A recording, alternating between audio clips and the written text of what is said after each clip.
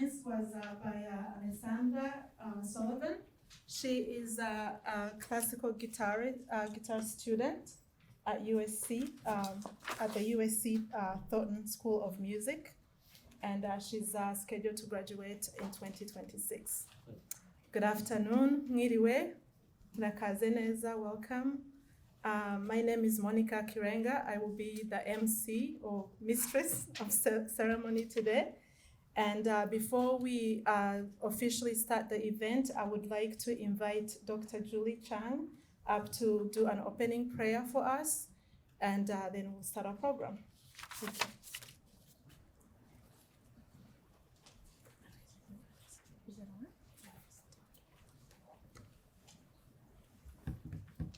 Hello. It's so good to be here. On behalf of Saddleback Church, it would be my honor to open us up in prayer. Would you bow your heads with me?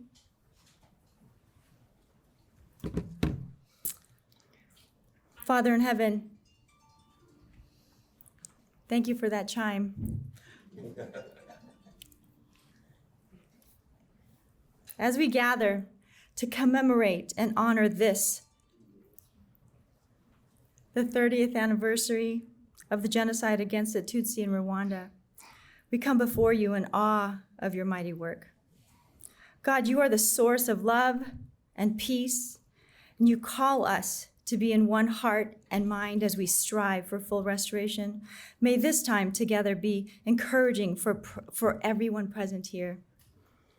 This solemn occasion, we set time aside to remember the lost and together continue to dedicate ourselves to joining you in the kingdom work of healing and reconciliation. So would your presence be thick in this place? Would your spirit ignite and inspire hope for the future? We are all your children through faith, and we acknowledge our need for you today.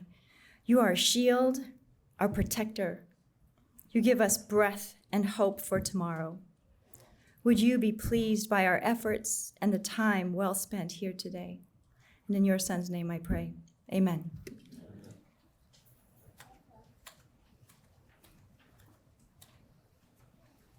Thank you, Dr. Julie. That's not on. So as is customary in our culture, to have the host welcome people into his or her home, I would like to invite up Professor Gruner, who is the founding director of the Dornsife Center for Genocide Research. And he has been instrumental in us making this event happen.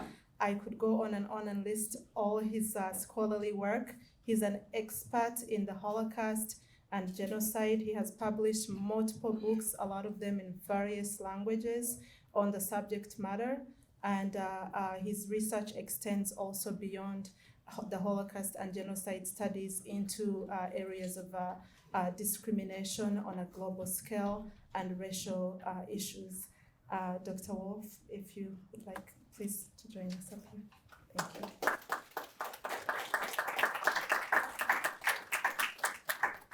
Thank you. Thank you, Monika. Thank you, Monika, and thank you all for coming here. It is my honor to welcome you all to the University of Southern California to this very special occasion. The USC Dornsife Center for Advanced Genocide Research is striving to advance innovative and interdisciplinary research on genocide and systematic mass violence. And we are especially interested in support to research also into ways how to resist mass violence. All of us at the Center for Advanced Genocide Research are humbled to be part of creating a space here at USC to remember and mourn the victims of the 1994 genocide against the Tutsis in Rwanda, to mark the occasion of the 30th anniversary of the genocide, to reflect on the ways those events of 1994 continue to impact us today, and to honor the genocide survivors and to celebrate the thriving Rwandan community and culture here in Southern California. What happened in 1994 is still a lesson for us today, not only because we want to understand what are the factors to drive people to commit mass crimes against a certain group of people, but also we need to remember how the world reacted towards what unfolded in 30 years ago in April in Rwanda, or should I rather say did not respond. And I have to say that in the West, there were commentaries in the beginning which explained away the ensuing violence as just kind of violence by some African tribes. And this was kind of a common clash because of long-standing animosities. This racist opinion implied for the readers of these newspapers that they should not care. Similar views are still influential today in national and international politics. Certain human lives in Africa, Asia, the Middle East, and elsewhere are not perceived as equal by many, be it in power or not. The major necessity to abolish such prejudice, which is widespread, and this injustice, in order to treat every human being as equal and equally valuable, should be the lesson which we take from today. Let me now welcome our distinguished speakers and guests. We are very honored that a representative from Congressman Adam Schiff's office is in attendance. We have a delegation from Saddleback Church here with us, as you already noticed. You will be hearing from them throughout the program. We welcome USC faculty, staff, and students in attendance. But most of all, we welcome the members of the Rwandan community who are joining us here today. We welcome the survivors in attendance and the descendants of the victims and survivors of the genocide. Welcome you all. Now it's my pleasure to introduce Pastor Rick Warren. A few words. Rick Warren and his wife Kay founded Saddleback Church, the purpose-driven network, the Peace Plan, and Hope for Mental Health. He is the executive director of Finishing the Task, a global movement of denominations, organizations, churches, and individuals. He is the co-founder of Celebrate Recovery with John Baker, and the Time magazine cover article named him the most influential spiritual leader in America and one of the 100 most influential people in the world. Tens of millions of copies of his books have been published in 200 languages. His best-known books are The Purpose-Driven Life and The Purpose-Driven Church. Rick Warren has spoken in 165 nations. That must be almost all of them, right? He has delivered remarks at the United Nations, the US Congress, numerous parliaments, the World Economic Forum, the Aspen Institute. He lectured at Oxford, Cambridge, Harvard, and other universities. Please give him a warm welcome.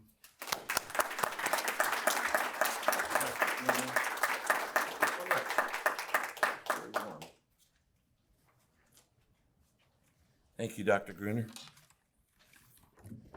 Mawiliwe.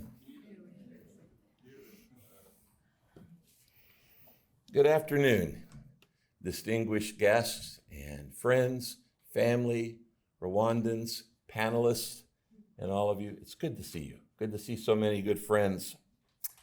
Maraho, maraho. Amakuru. Yego. I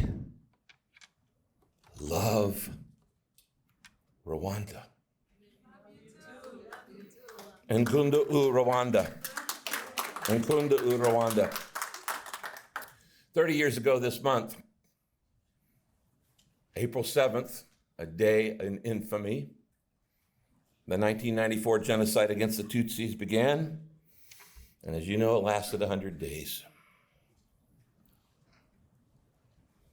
9 years after that event, I got a letter from President Paul Kagame.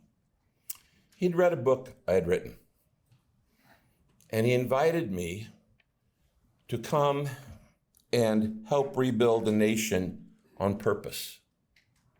I've been to Rwanda. I couldn't count the number of times in the last 20 years. Saddleback Church has sent over 3,500 members to serve in Rwanda. We've sent architects, we've sent agricultural specialists, we've sent over 400 nurses to train nurses, we've sent federal judges to train federal judges, and law enforcement to train law enforcement, and entrepreneurs to work with entrepreneurs. We sent out of our church the city planner who redid the streets and stop signs in the city of Kigali. And we love this country. We are intertwined. I have a dual citizenship. Okay? I nearly brought my Rwanda passport with me just to prove it. And as most of you Rwandans know, I've invested much of the last 20 years of my life working with the leaders of Rwanda. Over 4,000 churches in Rwanda went through a 3-year program of training, walked across the stage at Amahoro Stadium to be given a diploma by the president of that nation. And we worked with thousands of government leaders and thousands of business leaders. And I've often done conferences where I'd have 1,000 business leaders, 1,000 government leaders, 1,000 church leaders together and say, look, regardless of what you're leading, you have to learn leadership skills. Doesn't really matter. You got to learn leadership skills. And the whole purpose of all this was to quote in the words of John Rusciano, my good friend, we are building a nation of hope standing on the bones of the past. I've never forgotten that line. Building a nation of hope standing on the bones of the past. Today, Rwanda is the success story of the African continent. Nothing compares. He wasn't kidding when he said, I've been in 165 nations, and let me tell you what, most national leaders, they want to be like Rwanda. Certainly on Africa. It's the pride and joy. It's like, can we do that? 20 years ago, I told the president, I said, really, your model should not be the United States. I said, there's only one nation in history that went from third world to first world in one generation. It's called Singapore. Rwanda should be the second nation to go from third world to first world in one generation. And they are doing it. And they're bypassing all kinds of things, technologically and sociologically, and in every area, every aspect. I've worked with every group there.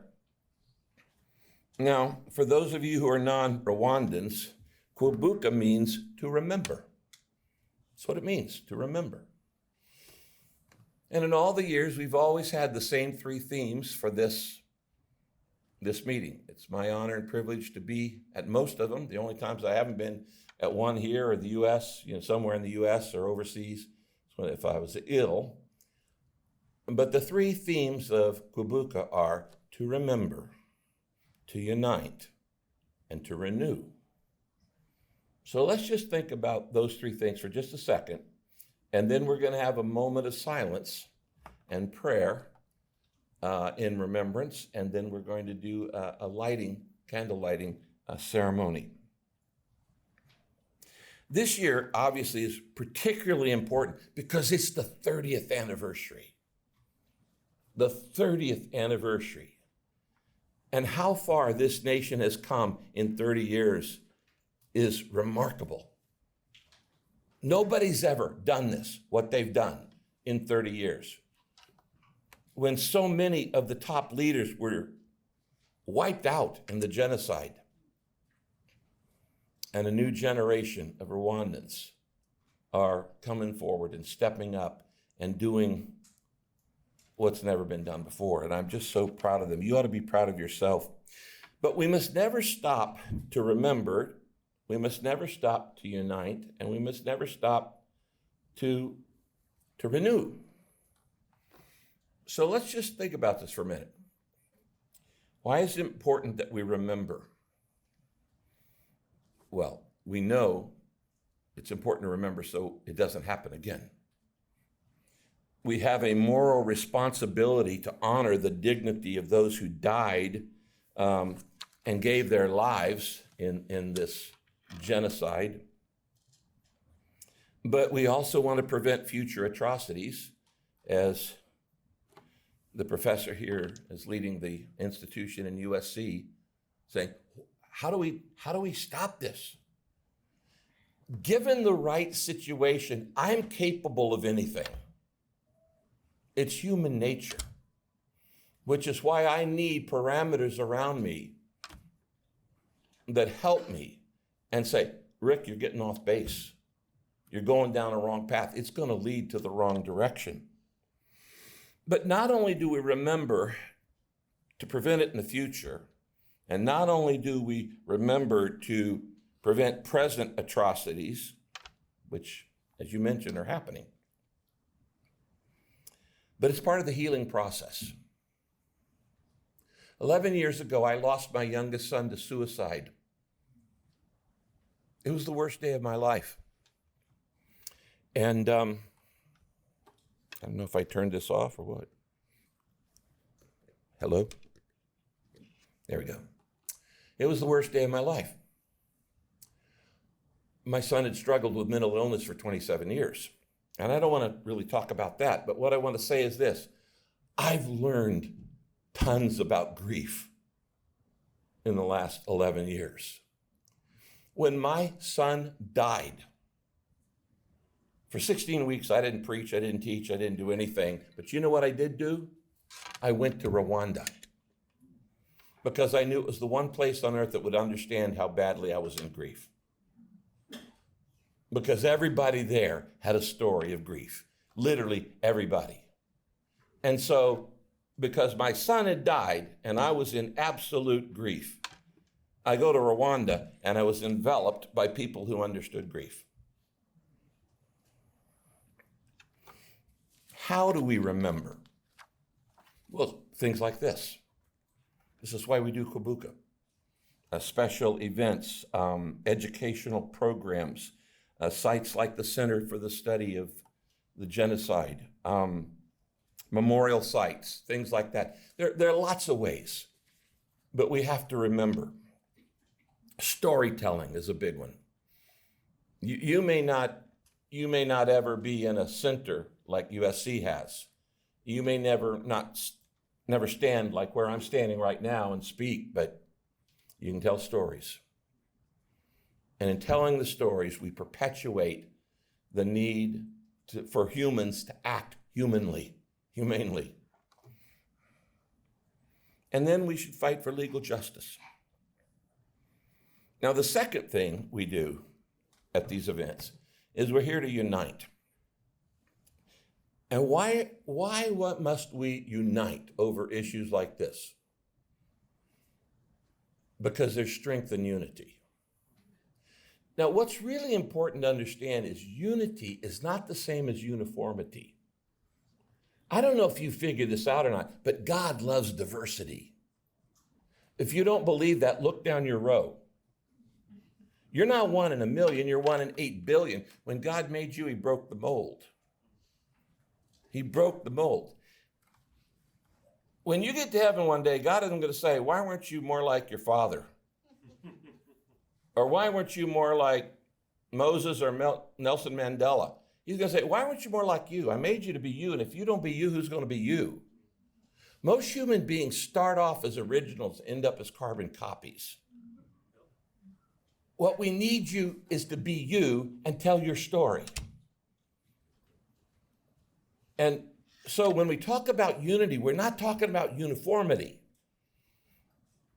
God doesn't want uniformity. Did you know that when God made beetles, the insect beetle, he made over 6,000 varieties of beetles? You would have thought 300 or 400 varieties were enough. But God overdoses on diversity. God knows every single beetle. He knows everyone by name, John, Paul, Ringo, George, and whatever the other ones are. But bottom line is, we want unity. And why am I talking about unity and diversity? Because here's the key. Listen to this. You can tweet this. The only way we'll ever have unity is to love diversity. The only way we will ever have unity is to love diversity, because diversity was God's idea. He made you to be you. Nobody looks like you, talks like you, smells like you, acts like you, or whatever. So when we're talking about unity, we're talking about not simply tolerating our diversity, but actually celebrating it, because we're better together. We're stronger at the broken spots. I need you in my life. I need people who think differently than me in my life. And if you want to keep growing for the rest of your life, which means you want to be a leader, because all leaders are learners. The moment you stop learning, you stop leading. Growing organizations require growing leaders. The moment you stop growing, you're dead in the water. So if you want to keep growing, you've got to learn to ask questions, and you got to learn to love diversity, and you got to learn from everybody. Everybody in this room could teach me something if you gave me 5 minutes, because I know the questions to ask. We're all ignorant, just on different subjects. Okay, so we must unite. One of the ways that we have done this in Rwanda is what's called the peace plan, which I brought to Rwanda. And the peace plan is that based on a simple idea. In order to have a stable society, it takes all three sectors, not just one. I've lectured at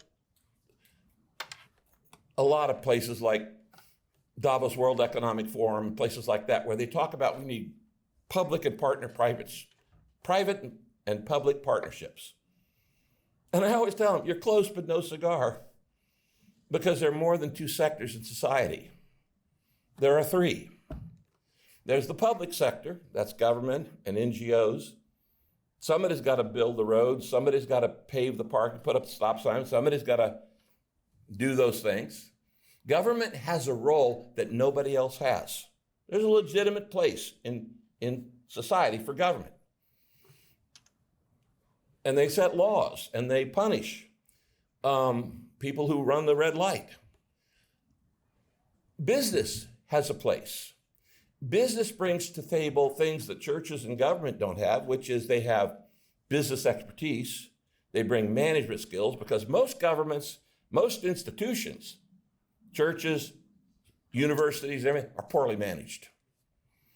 And so we can learn from business, the management skills. They bring capital, they bring research and development. Business brings things they don't have. But churches and temples and mosques, houses of worship, they bring things that nobody else has. I don't have time to give you the list. I've got a message of 12 things they bring. One of them is the most volunteers. I don't know any other institution in America that sent 3,600 people to Rwanda, and that was just one church. They have volunteers, and they have a motivation called love. Nobody paid those 3,600 people to go to Rwanda. In fact, I sent 26,869 of my members to 197 nations between 2000 and 2010. 26,869 people served in humanitarian causes in the peace plan in 197 nations. The leader of America's Peace Corps told me personally that Saddleback's peace plan is in more places than the Peace Corps of America. Why? Because we have volunteers and nobody's paying them to do it. They're doing it out of love. So we need to be united. Okay? And we say that to have a stable society, it takes three legs, like on a stool. A one-legged stool will fall over. A two-legged stool will fall over. You have to have at least three legs for a stool to be stable. Government is one leg. Business is another leg. Faith communities are the third leg. When we went to Kibuye to start a new healthcare project, and I asked the president, where do you want us to, we do 5 things. We promote reconciliation. E, we equip servant leaders.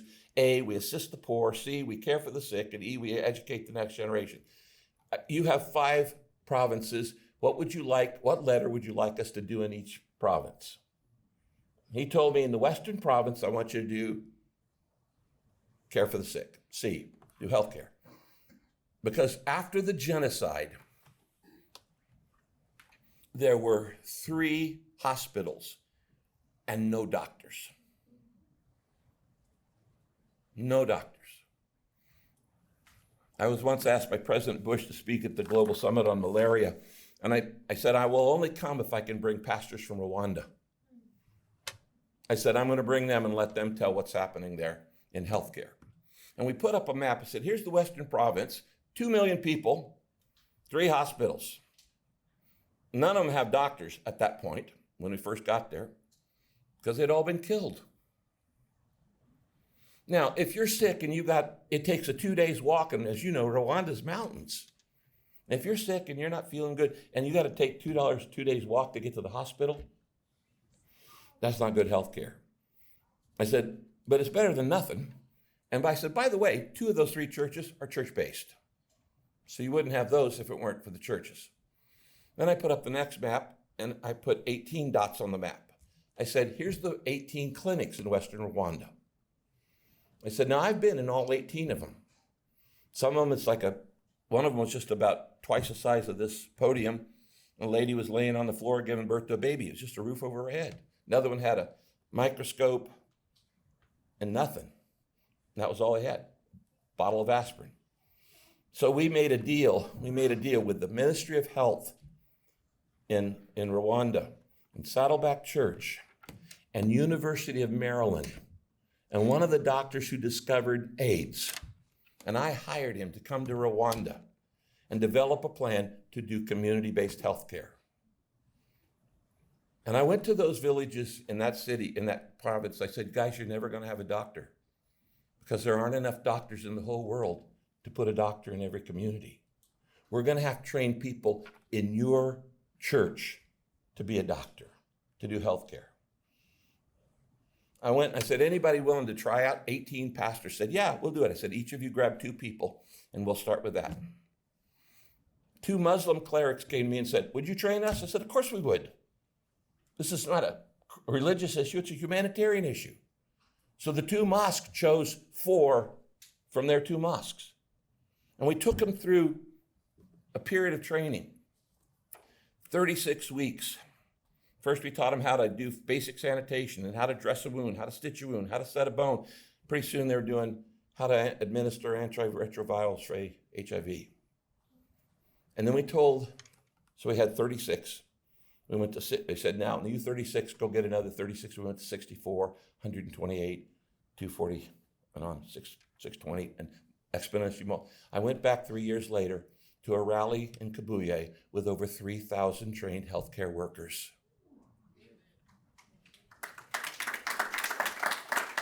And everybody was wearing the t-shirt from their church or mosque.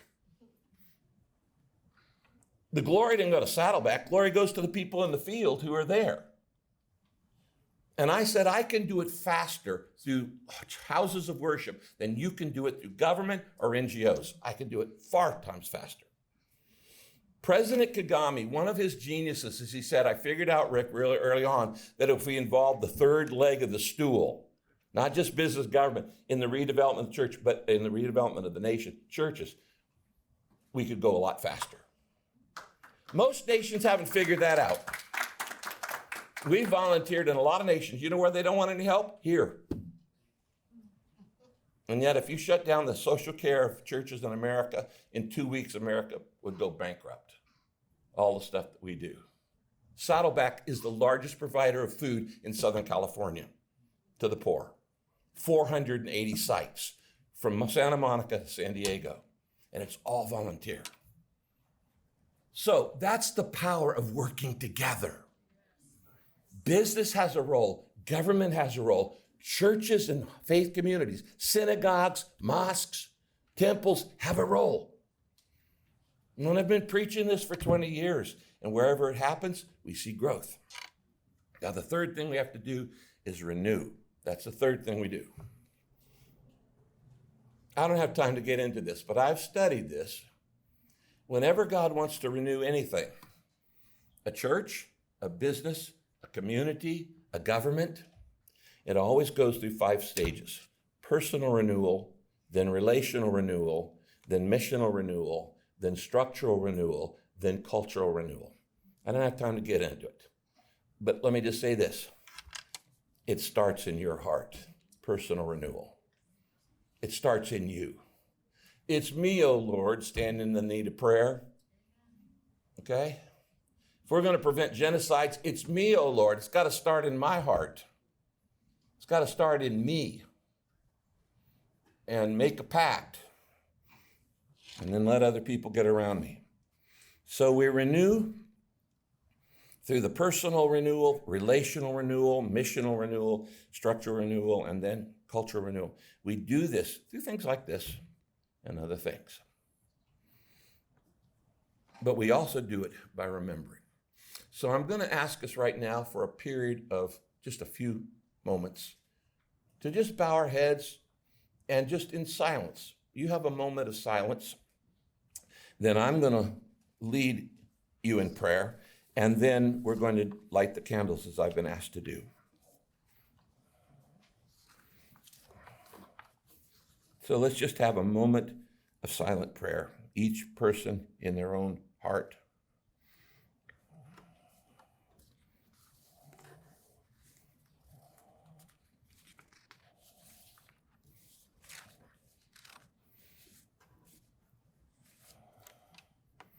I would ask you to remember the families of those who perished in the genocide.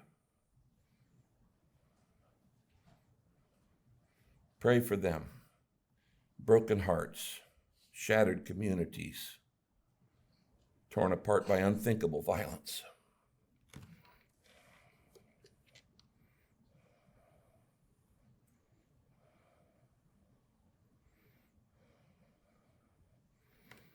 I ask you to pray for unity, not just in Rwanda, but around the world.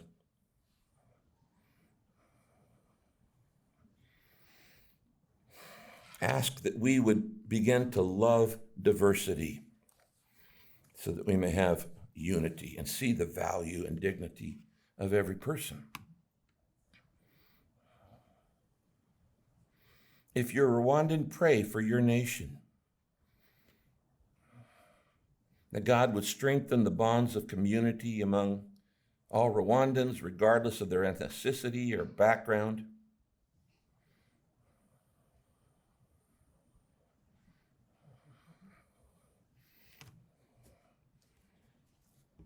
And then let's pray for renewal. Start in your own heart. Say, Lord, let it begin in me. God, let it begin in me. Fill me with your love.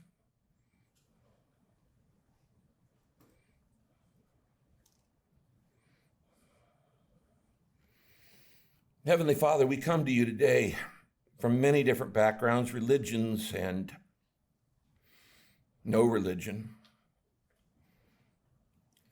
to mark this 30th annual commemoration of the genocide against the Tutsis in Rwanda.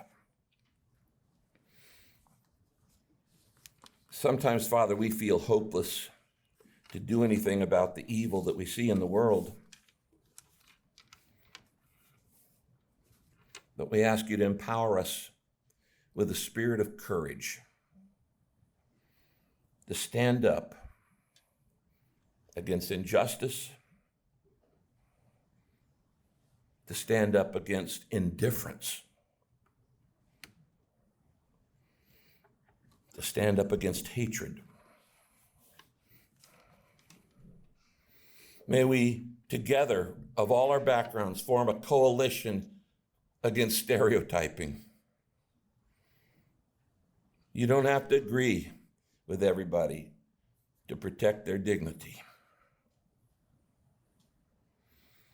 And so, God, you're a God of renewal. Your mercies are new every morning, you say in the Psalms and in Lamentations. And so together, we have come here to stand together as one people under your sovereign love. And I'm asking, Father, that you help us to see each other as you see us.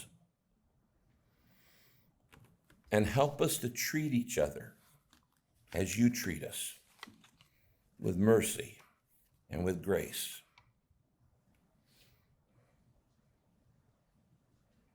I pray this in the name of the one who saved me, Jesus. Amen. Now, Isaro going to come and help us with the...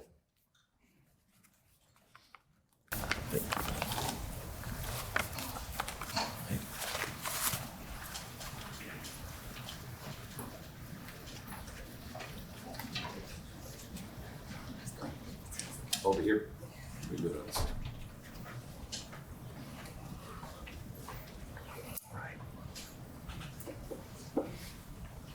This is a tradition that Isaro is going to explain. In Rwandan culture, once death is announced, family, friends, and neighbors immediately come to pay tribute and offer support to the grieving family. A big fire, igishito, is lit and keeps burning long after the day of burial. Each evening, people gather around this fire and reflect on the life of the deceased, the legacy they left, and the meaning of life in general. Amid this time of sorrow, gathering around this fire is a way of bringing joy and comfort to the family of the deceased. To this day, keeping igishito burning remains a significant aspect of Rwandan culture surrounding loss and death. It is intended to enable the ritual of remembrance to be a perpetual one, symbolizing that, although gone, the memory of the deceased lives on and forever burns brightly. For convenience sake, in the place of keeping with igishito tradition, we will light these candles, but the meaning remains the same. 30 years later, with these candles, we celebrate the lives of loved ones we lost and reflect on our own memories. What does surviving the 1994 genocide against the Tutsi mean to us? What lessons have we learned?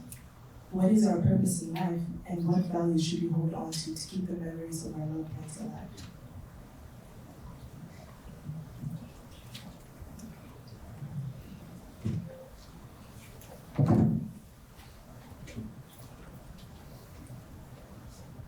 Amen.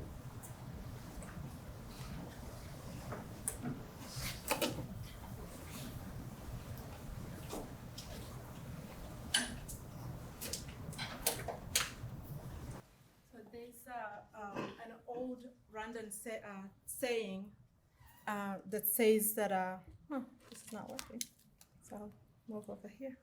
Anyway, the saying goes that God spends all day elsewhere and comes home to Rwanda to sleep.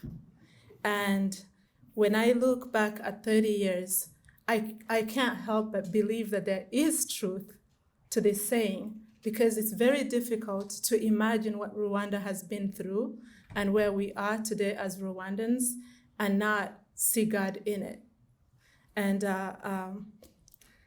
I can call you Pastor Warren, right? He's a doctor, he's a reverend. Sometimes I'm not sure which title to use, but... Just call me Rick. Just call me for dinner. You know, part of the reason we love Rick, with your permission, so much is that he's been there from day one. I mean, I don't think there is anything we've gone through as Rwandans in the last 30 years that he has not been a part of or instrumental in, along with Saddleback Church. It is such an honor to have you here with us today. And like he said, diversity was indeed God's plan and intention. And when I look around this room, I'm just so happy to see so many different faces, because it has taken all types of people to bring Rwanda where it is today. So without taking up so much time, I would like to invite our president, Mr. Abdul Bigirumwami. He is the president of the US Rwandan community here in Southern California, to say a few remarks.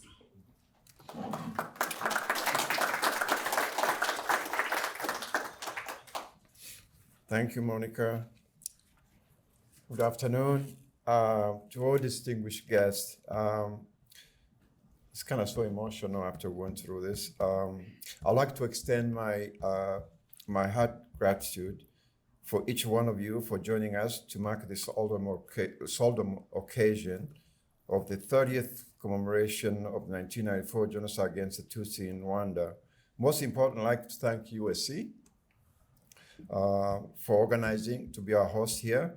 and also to thank, especially to thank Dr. Wolf Gruner, Director of USC Dornsife Center for Advanced Genocide Research, and also Dr. Martha. She's here. She's in the background. Thank you. I can't say much again to recognize Reverend Dr. Rick. I think you said enough, all of you. And so, but the next one I would like to do is Pastor Julie. Thank you for coming and thanks for leading us into prayers. Pastor Julie Chung, she's a mission pastor for Saddleback Church. And behind here we have Pastor Reward Sibanda, who is also from Zimbabwe. We'd like to see who you are. And he's a teaching pastor, also at Saddleback Church. And also we have a brother, Pastor Eric Munyemana, who serves as Pastor Rick's Warren's assistant or team as a director of partnership in finishing the task, and also has been serving on the Global Peace Initiative team on Saddleback Church. Of course, without going further, Mohammed is our district representative for Congressman Adam Schiff. Thanks for coming. And also, I'd like to recognize Mr. Peter Lagam, somewhere here, is with his family. Peter is president and the CEO of Conrad and Hilton Foundation. Thanks for coming. There are several leaders here from Saddleback, which are sitting on the audience. I also want to welcome you. Thanks for coming. And also we have many friends of Rwanda who send us email saying they couldn't make it, but they had their prayers and and also encouraging messages on this event. We want to thank you. And also someone I would like to thank for coming and organizing all this. Jack Caroletwa is a founder and CEO of Silverback Rwanda Coffee. I hope you guys had some coffee in the bag. And he's a man standing at the door.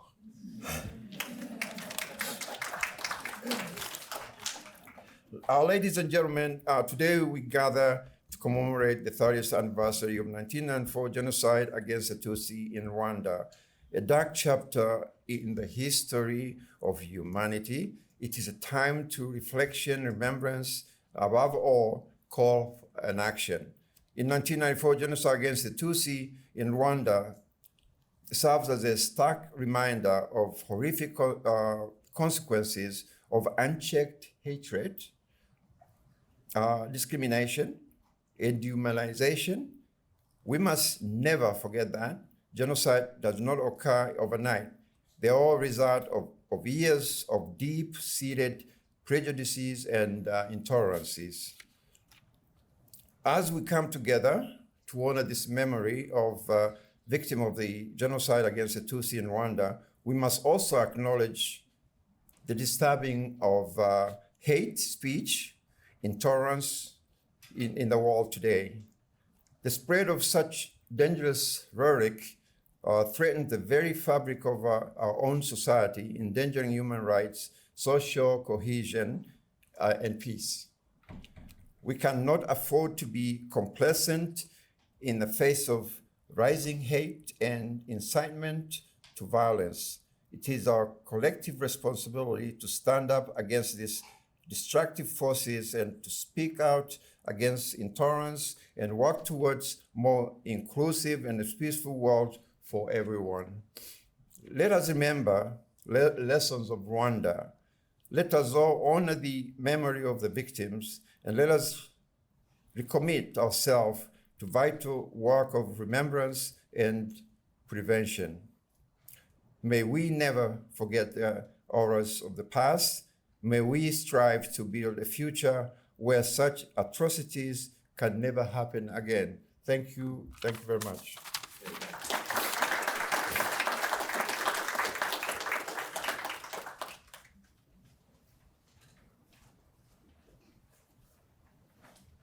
Thank you, Ms. Abdul. So before we move on along into the program, I kind of wanted to take care of some administrative housekeeping matters. If anyone needs to use the restroom through either door to your, that is my right, to your left, immediately following the two double doors is the ladies' room, and the men's room is just around the corner, just curve around. I don't need to say this because it seems like it's already happening. I know the moment that brings us here today is a sad occasion, but it is not uncommon for you to feel all kinds of emotions during this event. So I want you to know that you feel free to do what you're inspired. If you're inspired to cry, laugh, clap, we have tissues. I sometimes cry, even though I'm the MC. It's been meant to happen, but please, we're all here to share in this, so by all means. Now, our next speaker, I think I don't need to do too much introduction because he will be telling you his story. Léonard, I would like to invite you up. And he is a Rwandan, he's a survivor of the 1994 genocide against the Tutsi in Rwanda and currently lives in the US. And I will let him, tell the rest of his story.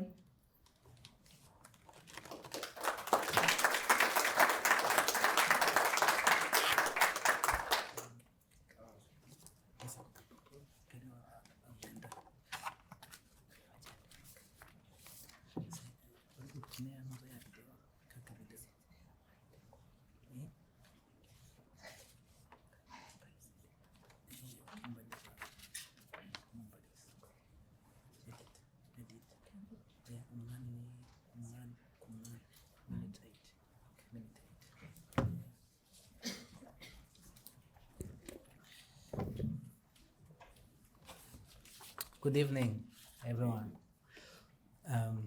I would like to thank everyone that came to be with us today, especially us Rwandans. It's a very emotional day as we commemorate our loved ones who died during the Rwandan genocide against the Tutsis in 1994. So I want to thank the USC community for coming here and be with us. We really appreciate that. And we thank the USC Research on Genocide that organized and helped us get this event going on. We really, really appreciate it. And without your presence, it wouldn't be difficult. It will be difficult for us. As you can tell, there's not that many Rwandans around here in California. So any help that you brought, we appreciate it. I would like to start by just talking about my family right before the genocide. It was just normal family. We were 12 kids. So my father had 12 kids. 6 kids were actually born from his first wife, and unfortunately she passed away, and he remarried and had 6 more children. So 12 kids in a house. I was number 10, and I was 12 years old when the genocide happened. So in the morning of April 7th, 1994, I had been given permission to go visit my uncle somewhere on the other side of town, of Kigali. But when I woke up, I was hearing some gunshots going on, and I didn't think too much of it, although it was unfamiliar. But then I told my father what's going on, because I'm supposed to be going to visit my uncle. And he said, I don't know, but just hang tight.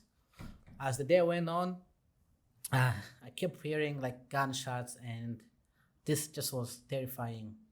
And I started thinking that plan is probably not going to happen.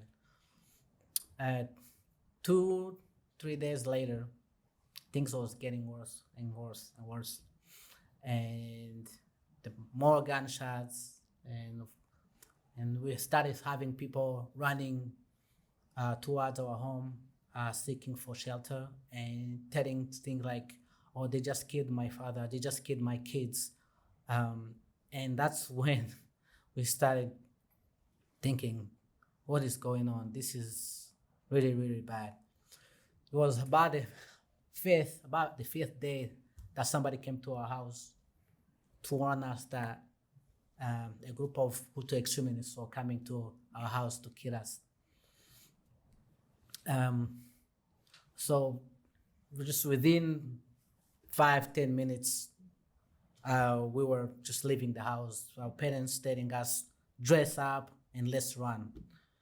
There's no plan. There's no plan. Everybody was just running here and there. And I remember my father telling me and my younger brother and my younger sister to go hide to our next door neighbor. So we ran there, and we stayed there for a few hours with them until our older brother came back and to look for us, because once they found shelter, they were afraid that where we were staying, because it was right next to our home, they were probably gonna kill us. So when he came back, we were still there, and he told us, okay, we need to go. So we followed him. The story I heard later, after the genocide, was that it was not even like 30 minutes that the Hutu extremists showed up at that house looking for any member of our household that might have been hiding there. So we went and spent the night at another man's house in the neighborhood. But again, being so afraid that it was just too close to the home, we kept going. And my older brother had an idea of going to a man that was actually my father's friend, and he was the Hutu, which was the tribe that was actually coming after the Tutsis. But he was thinking, okay, this man has been friends with my father, and he was probably going to be able to help hide us. So we went there, and we found him there, and then we told him, we're seeking shelter. And then that was my older brother speaking, by the way, to him. And he said, okay, you guys come, get in. He put us in a room. But our older brother ended up leaving us, going back to where he left my parents, where they were seeking shelter. So we stayed. Actually, at that point, we also had my other cousin with us. So it was 4 of us in small room. So the man kept us there for 2 weeks, probably 2.5 weeks. He was feeding us. He started feeding us daily lunch, and evening he'll give us, food. After like 1 week, he started reducing the amount of food. He would say, like, you guys are only gonna eat 1 time in a day.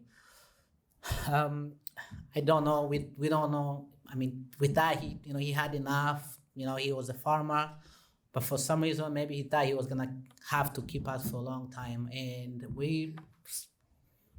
later on, we suspected that he already knew actually our parents had already been dead by that point, and he was gonna have to be the one looking after us.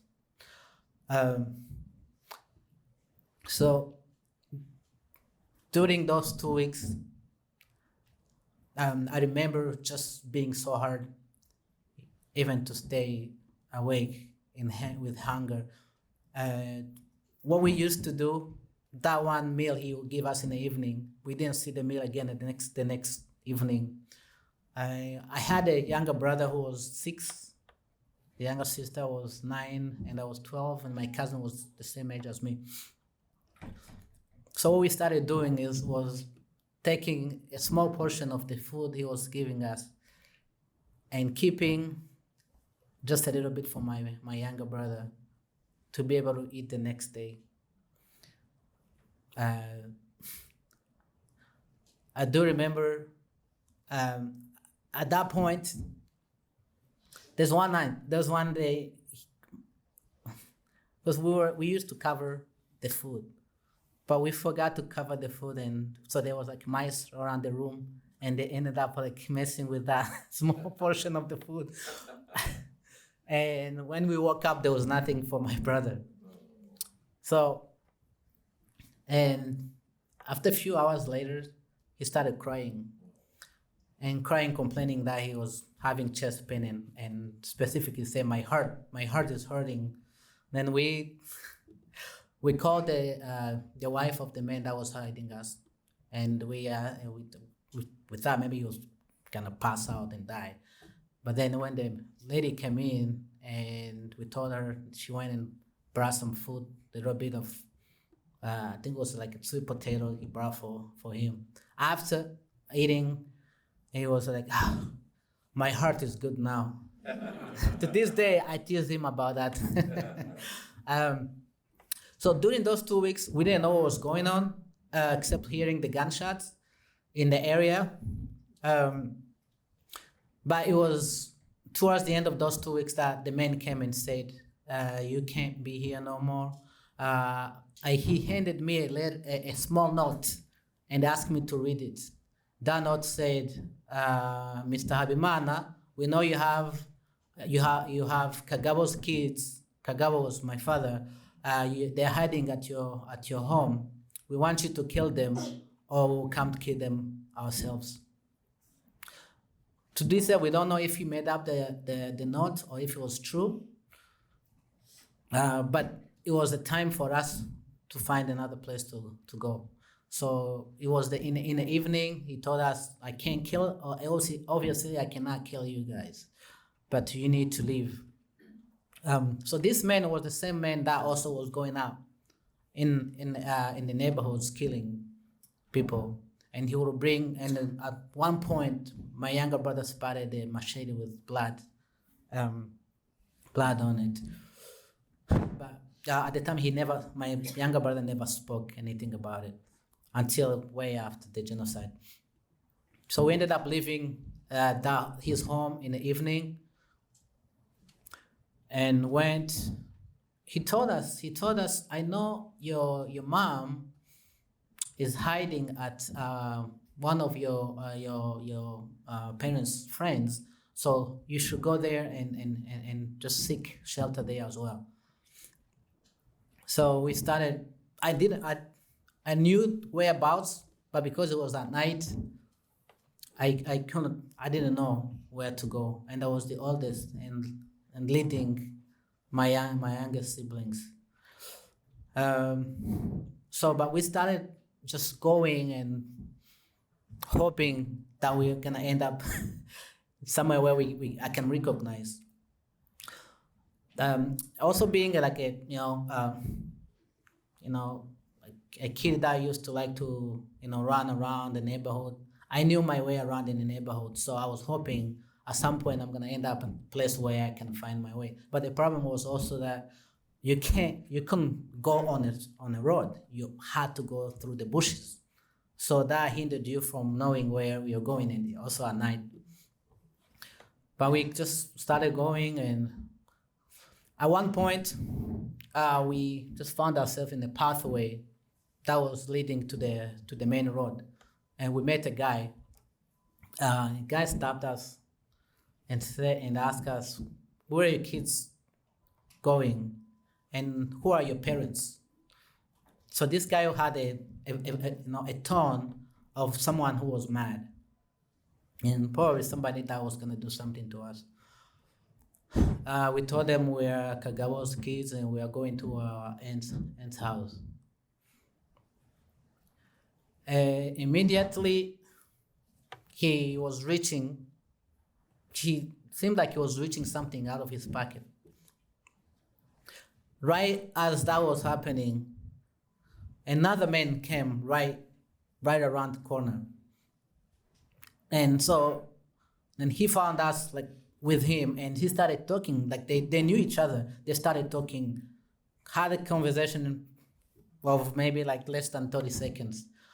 So when I saw that, I grabbed my younger brother, he was the nearest to me, and I grabbed his hand and I started walking on the other side of the pathway.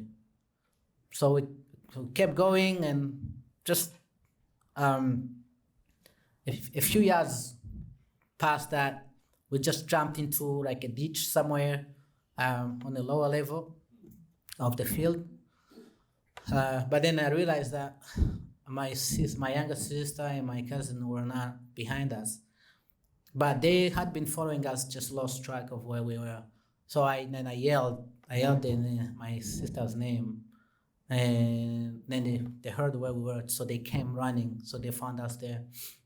So we stayed there that night sleeping in a field, and towards the morning, we were thinking, well, are we gonna stay here? Are we gonna hide here?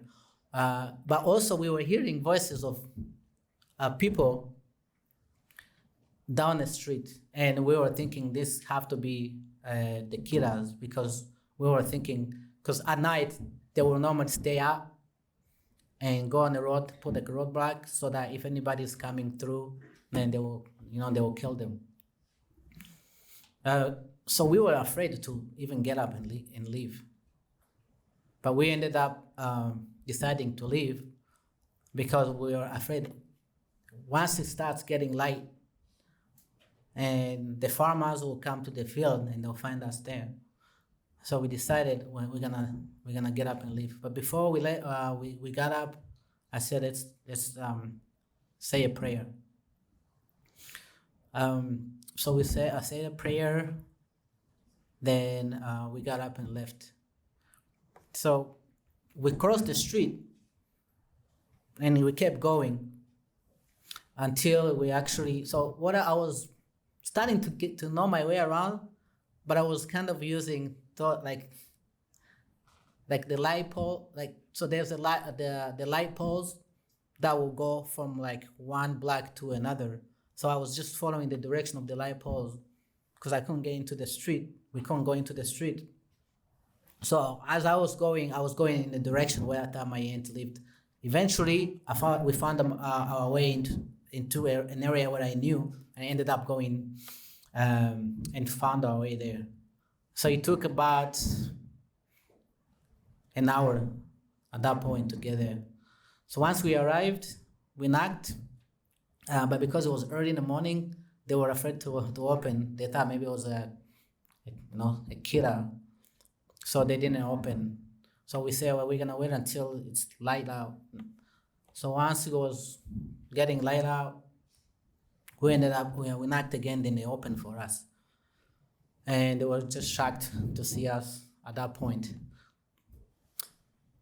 At that point, they had my family's friend, so there was another lady. We call her aunt, and but she's not really related to us. But she ended up telling us that she knew that some of my dad. She told us that he had been killed, and but some other members of my other brothers and sisters may have already been escaped. So she was kind of telling us the things that she wasn't sure, but I was obviously also surprised that she actually would tell us that our father died. But at that point, I think just everybody was out of it and traumatized, and they didn't even know they were gonna survive as well. So she told us, the four of you guys need to split. You guys the older ones need to keep going, then I'll keep the younger ones, so that if anybody survives, at least we'll have somebody will survive. And it's the same thing we did before we left home. We were just going different directions. She told us, so I had an older brother that rented an apartment in a city, and she told us, you guys go there and see if he's still alive. If he's alive, then he would, then hopefully you guys will be okay. And she said, like, okay, I'm gonna keep the youngest ones, and we'll just pray for the Lord that we all survive. So we ended up leaving that evening and went to my brother's house. Luckily, my brother was still there. My brother was at the time with my older brother again, who had visited him a few days before the genocide. So it was actually two of my oldest brothers, and they just also told us that they couple days ago they were taken into a pit where they were going to be killed. But luckily, it started raining, and the killers said, "Oh, you go back home. We come back when the rain is done." So they ended up coming to the house. After about a week, my older brother heard that they were coming back to kill us.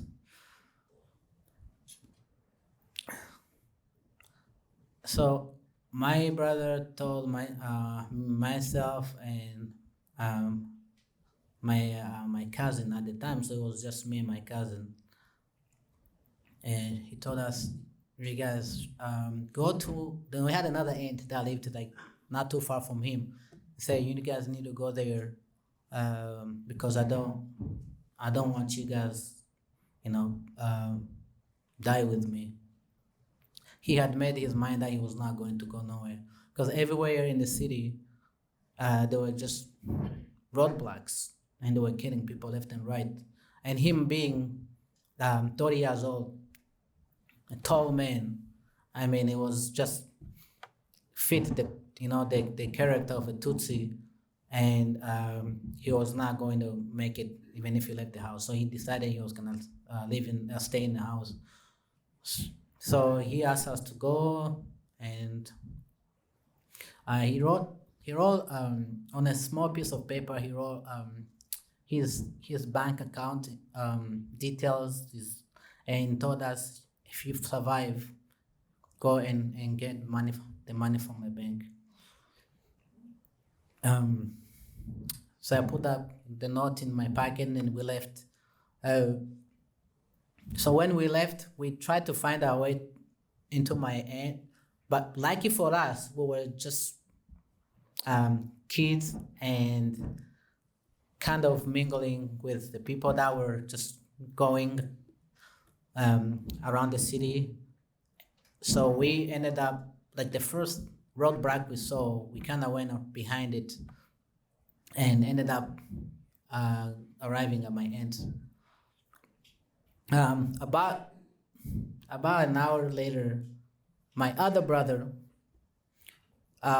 ended up coming there too.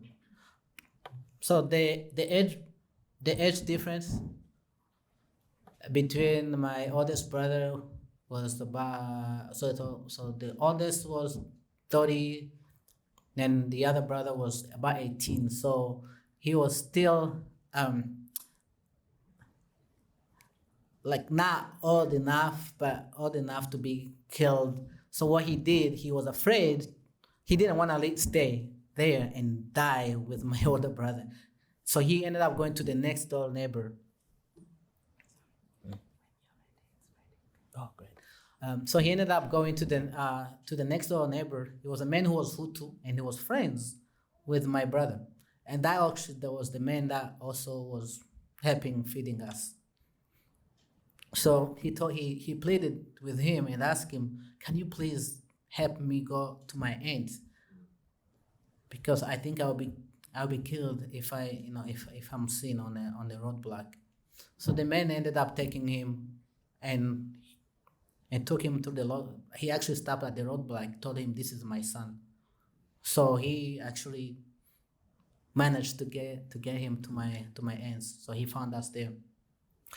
It was about like 4 or 5 p.m. that evening. So it was like a few hours later that same man came back and told us that our brother had been killed with my cousin. My cousin, who was about the same age as him, was his roommate. So they were both just knew, it was their time. So, and the men told us that they were saying that they're looking for the younger brothers, and they heard that they may be somewhere at the aunt's house. Although they didn't know where my aunt lived, but they obviously, they knew we were there, and they were just a matter of like looking for us. So my aunt, when we arrived at my aunt, same thing. She said, it's a matter of time. We're gonna be dead too. So she still had 2 sons there, and a daughter. And so she advised us, so the next door to her, like right across from her house, there was an orphanage called Gisimba's orphanage. She advised us, you guys go there and told them that they just killed your brother, the head of the orphanage, your dad. It's not gonna be a problem, keeping you guys there. So we went there and told him the story and said, "You come in." So when we entered his orphanage, we found that about 50 people in one room there. And then later we heard that there was probably 3 or 4 rooms that had another 50. So he had a big compound, and people were just running to his orphanage, and he was housing eventually close to 400 people during that time frame, from April to July. So when we during that time, here and there, every other day, every few days, the killers, the Hutu extremists will come in, and they will just cherry pick people to kill from his home. Sometimes he will plead with them. He will give them money, but for 3 months is it's too long for someone to be able to to keep all those people there. But at the end of the genocide, it was unbelievable to know that there was no more than 10 people out of those 400 that died. But there is one day, it was about mid-June, that we heard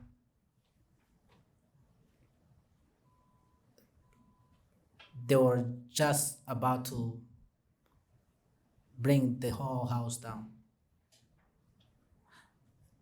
There were Hutu militias that came around and surrounded the whole compound, and they were getting ready to bring the whole house down. And luckily, when they got there, they found a white man. His name is Carl Wilkins, was a missionary man that was doing some work for the past few years in Rwanda, who decided to not leave when the genocide started, and decided he was gonna do anything he can to help Tutsis in any way he could. So once in a while he would come there and bring food for us. He would bring water, especially. So it was him that they were feared.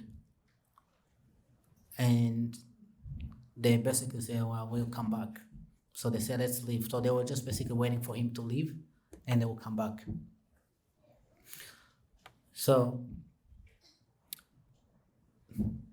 when they left, the story we heard after was that he had to go figure out how to get us out of there, use any connection he had to transport us.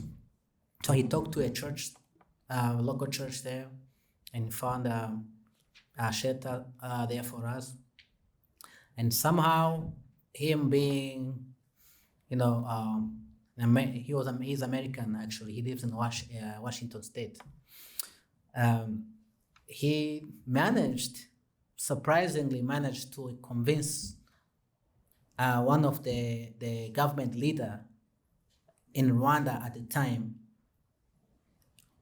who was doing genocide, orchestrating genocide, to send 2 big buses to move us from there. So him and the leader and the owner of the orphanage just made the lie of saying that they are killing this orphanage. My orphanage are, they're basically saying that the Hutus are coming and killing orphanage. So he was just basically just trying to make up some stories. And the guy did not know that there was, Tutsis, hundreds of Tutsis, adults that were there. So he made an order to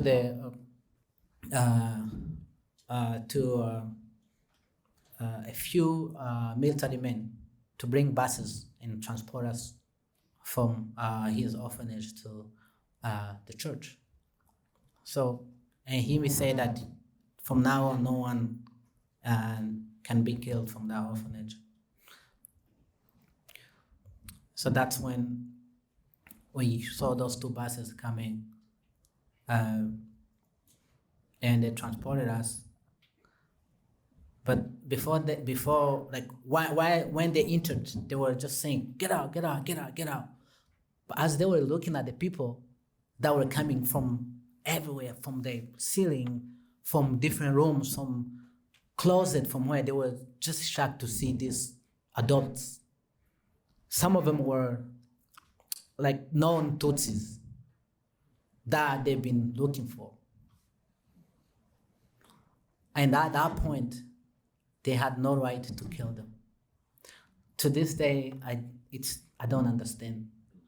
I mean, you imagine like 1 million people died, and there was no exception. For that day to be an exception, for someone like some of you, some of my fellow Rwandans know, people like P.O. Kagabo, who was a well-known man there, some well-known businessmen that they were accused to help the RPF and all that. So some like well-known Tutsis, they could not be killed that day.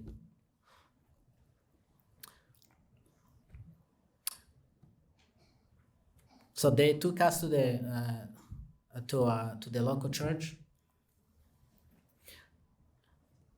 But once we got there, the Hutu militias had another plan to take us there, to kill us from there.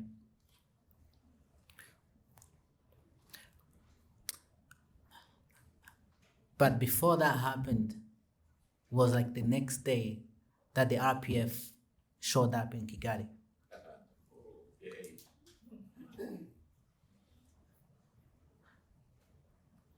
So to this day, when I count all different places I went, all these different near misses,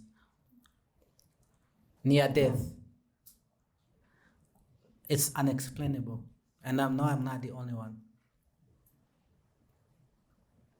If you excuse me, I would like to show that video of Carl Wickens. It's a short video that illustrates when he was there, and he talks about like what was going on at that time. If that, please, you can play the video for me. Mutu dukopoto amata twazanye kutubona ku bwa Karoli sinzano simbizi najya kubona nkona araje nta maduka bagaho naje nkabona zanye nk'ibikombe nka bitanu nkibazana bikuye bikanyura ntabwo amazi gusa yatuzanira oya ntabwo amazi yarijazanaga n'ibikombe by'amata by'amabirimbinja The first time I drove into Gasimba orphanage there with Colonel Renzaho's assistant, I saw these little bumps in the parking lot in the dirt, you know, they're fresh mounds. And I said to Damas, the director of the orphanage, I said, are those graves? And yeah, they were graves. They were of children, orphans who had died not from the active slaughter, but died of diarrhea, dysentery. There was no question we had to get water to the kids, but how are we going to do it? And who's going to help me? That was definitely a regular part of every time I got out of my house, get water to the orphans, get water to the orphans. And in between, try to find some food, try to find some medicine. The fighting sometimes was so intense, I couldn't venture out. But each time I was pinned down in the house, I would picture these kids with their little metal cup. You know, they would line up when I got there with water, just for one cup of water. We took our truck to the water source and filled our barrels with water and then headed towards the orphanage.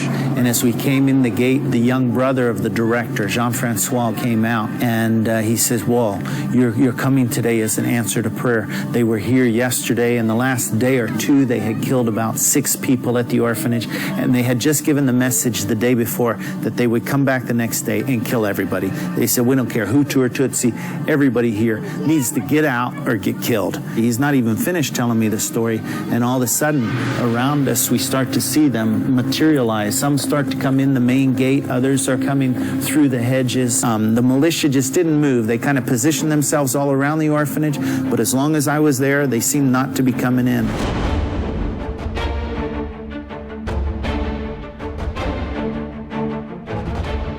It was on June 30th, and so they transported us from Gisimba. We were in 2 buses and 2 full buses, and they brought us here to stay here for safety. indi nambara itangira femicherono ari imbere ya itamajoro abasigaye babarize itamajoro bose baza bavuza induru ati Tutsi bavuye inguni mu kwezi kwa gatandatu ati Abatutsi bagaragara magana yari ikintu doge ntiyazakwiriye dore abasigaye nabo baratuye.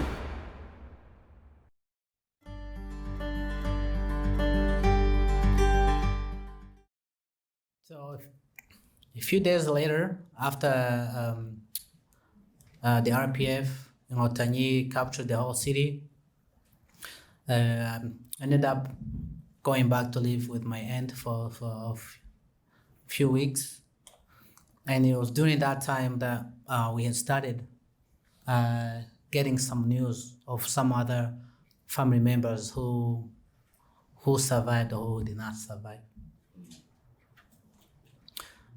And that's when I found out for sure that my father, my mother, 2 of my brothers and 2 of my sisters had also been killed. And I don't want to just say the horrible death they died, but I do describe in my book. I talk about it. You guys get a chance to get my book today. You're welcome to read my whole detailed story. I just wanna give a message.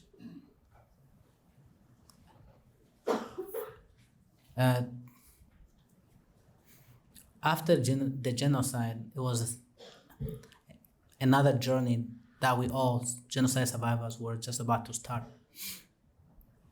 Grieving, uncertainty of how we are going to survive. Kids with no parents, parents finding out that all 12 kids, some of them had been killed. Just one person out of family of 10, 12 kids getting news that everybody in the family died. Now they're standing alone. And not to mention those that survived by had wounds, had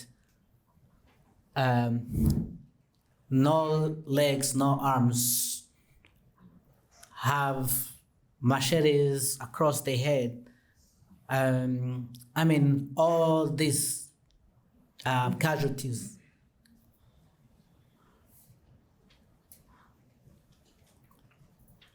So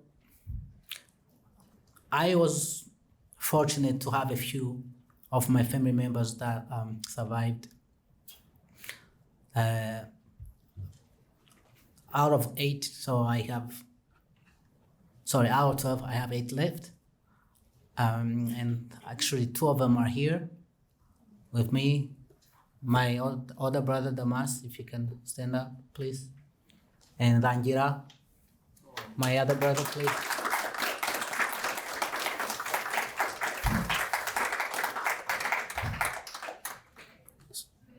So after finding out all these, different stories and genocide survivors who are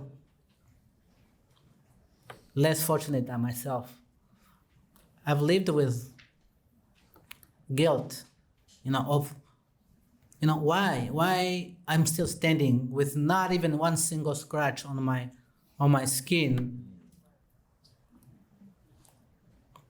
Why do I have 8 siblings? Some of them don't have none. Now, we're not talking about the families. Some families were wiped out. Parents, kids, all. And this was throughout my adulthood that I started having this, bad feelings. And ended up turning into trauma, which I didn't even notice I had trauma. As my fellow Rwandans know, we just learn to live with our trauma. At the time, there was hardly anything about counseling in Rwanda. But even when I was fortunate to come in the US, since 1998. Throughout that time, I never seek counseling. I just learned to live with, what I was dealing with mentally. But fortunately, I had family around me. And I would say that's the only thing that saved me from not going insane. Not going crazy, not turning into a drug addict, alcoholic. As I've not, I have evidence, I have witnessed some of my family friends that have dealt with that. Some of them committed suicide. But for me, what keeps me going is knowing that those different places that I could have been killed, and I'm here for a purpose. It's not to say that those that were killed, my siblings, I was any better. But that's something that I'm not going to bother asking God why. The only thing I can do is think about why God, me here. So I use that as a way of keeping me sane and understand that I have a purpose. And that purpose to be here is of a good purpose, not a bad purpose. Because if that was the case, I don't think God wants me to be around. So I use that, and that's what keeps me going to this day. Even all the adversity that I face since after the genocide, I use that as a fuel to help me get through those adversities. I don't let those bad thoughts, those Hutu extremists, which today they are here, they are there. Some of them are. Some of them have served their time in prison. They're back in the neighborhood. I go back to my own home, my own family estate back there. We had a big farming area, acres. But when I go there and I see how it is,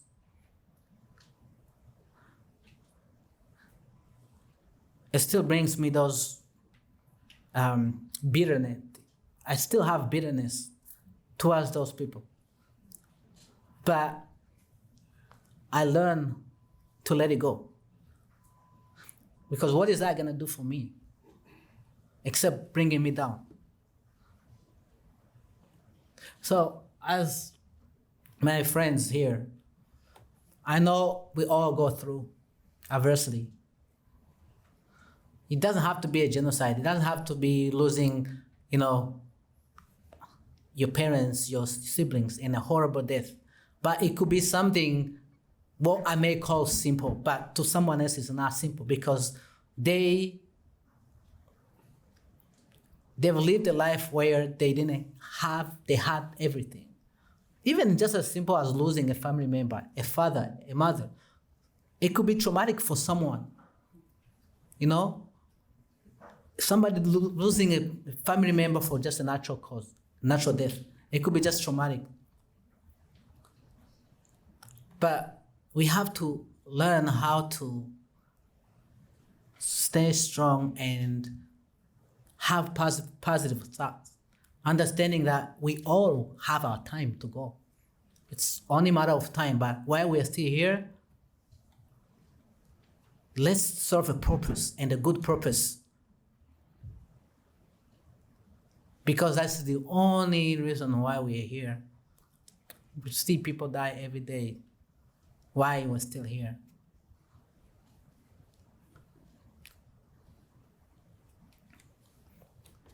Thank you so much, everyone, for being with us.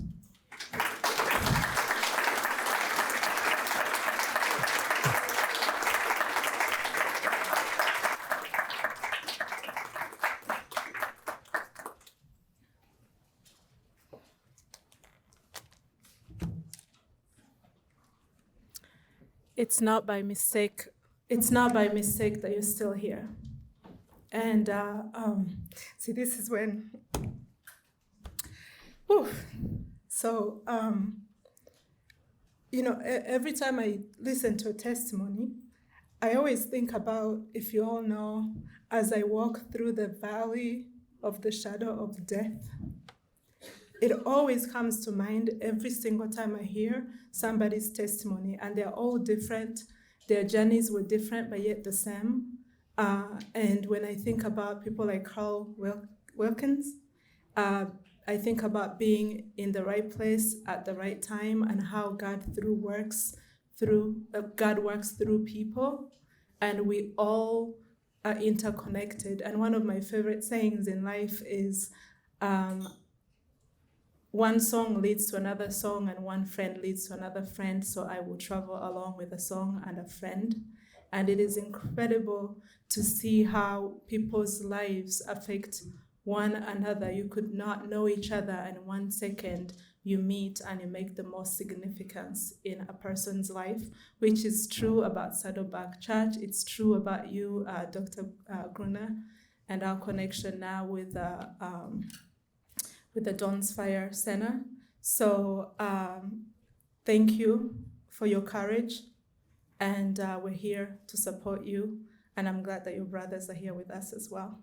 Now, I don't want to, and actually I'm gonna backtrack a little bit. I know we're kind of, far from our schedule, and I hope you can bear with me. These are not the kinds of things that we can rush through.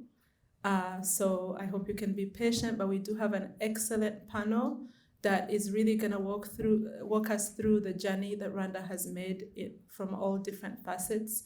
And Miss Christina Veta is gonna be our moderator for the panel today. And she'll be joined by Professor Beth Meyerowitz, Professor Don Miller, Dr. Jean Damascene Gasanabo, and Mr. Crispin Brooks. Now, Miss Veta is a Pulitzer Prize finalist and a writer trained at Harvard University. She is a PTSD survivor and a former USC Shoah Foundation Research Fellow. She writes narrative nonfiction about healing from trauma and guest lectures about trauma in diverse populations, including Pepperdine University. Christina is a proud USC alum, right on, whose passion for storytelling led her to the Los Angeles Times, where she served as director of programming for their Emmy award-winning show, the LA Times Today. And I'll end there. Good.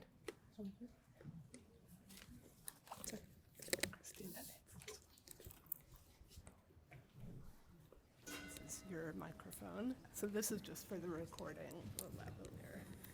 Crispin, your microphone. Okay, hello. Thank you so much for having me. I take a moment while everyone's getting settled. I'm so grateful for being connected to the Rwandan survivor community, with much credit to the USC Shoah Foundation, which I did research for and worked for when I was an undergrad, and I'm just so grateful to have stayed connected with the community. So I'm going to take a moment to introduce our panelists.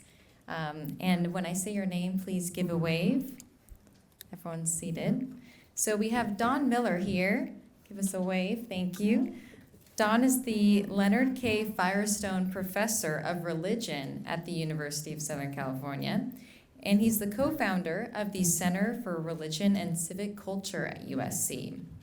He's also the author of 2 books on genocide, one being The Survivors, an Oral History of the Armenian Genocide, and another being Becoming Human Again, an Oral History of the Rwanda Genocide against the Tutsi, which was based on 260 interviews with survivors.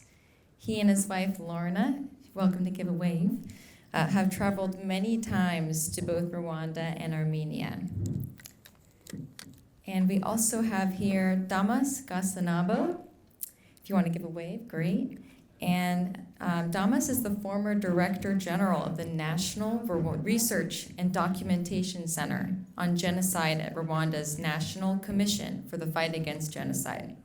His research interests focus on the construction of exclusive identities in Rwanda from 1962 to 1994, and he previously worked with UNESCO headquarters in Paris as an education consultant. I think I'm talking a little too close to the mic. Is this better? Okay. And then we have, hold on. Testing. I can also practice projecting. Okay, here, I'll try this. Crispin Brooks here is the curator of the USC Shoah Foundation's Visual History Archive. He's been with the foundation for 25 years, working on interviewing survivors and indexing testimonies of the Holocaust and other genocides. His publications include Beyond the Pale, The Holocaust in the North Caucasus, and Visual History Archive interviews on the Holocaust in Ukraine. He's also published studies of Russian avant-garde poetry. And he has done consulting for the Kigali Genocide Memorial through the USC Shoah Foundation's partnership.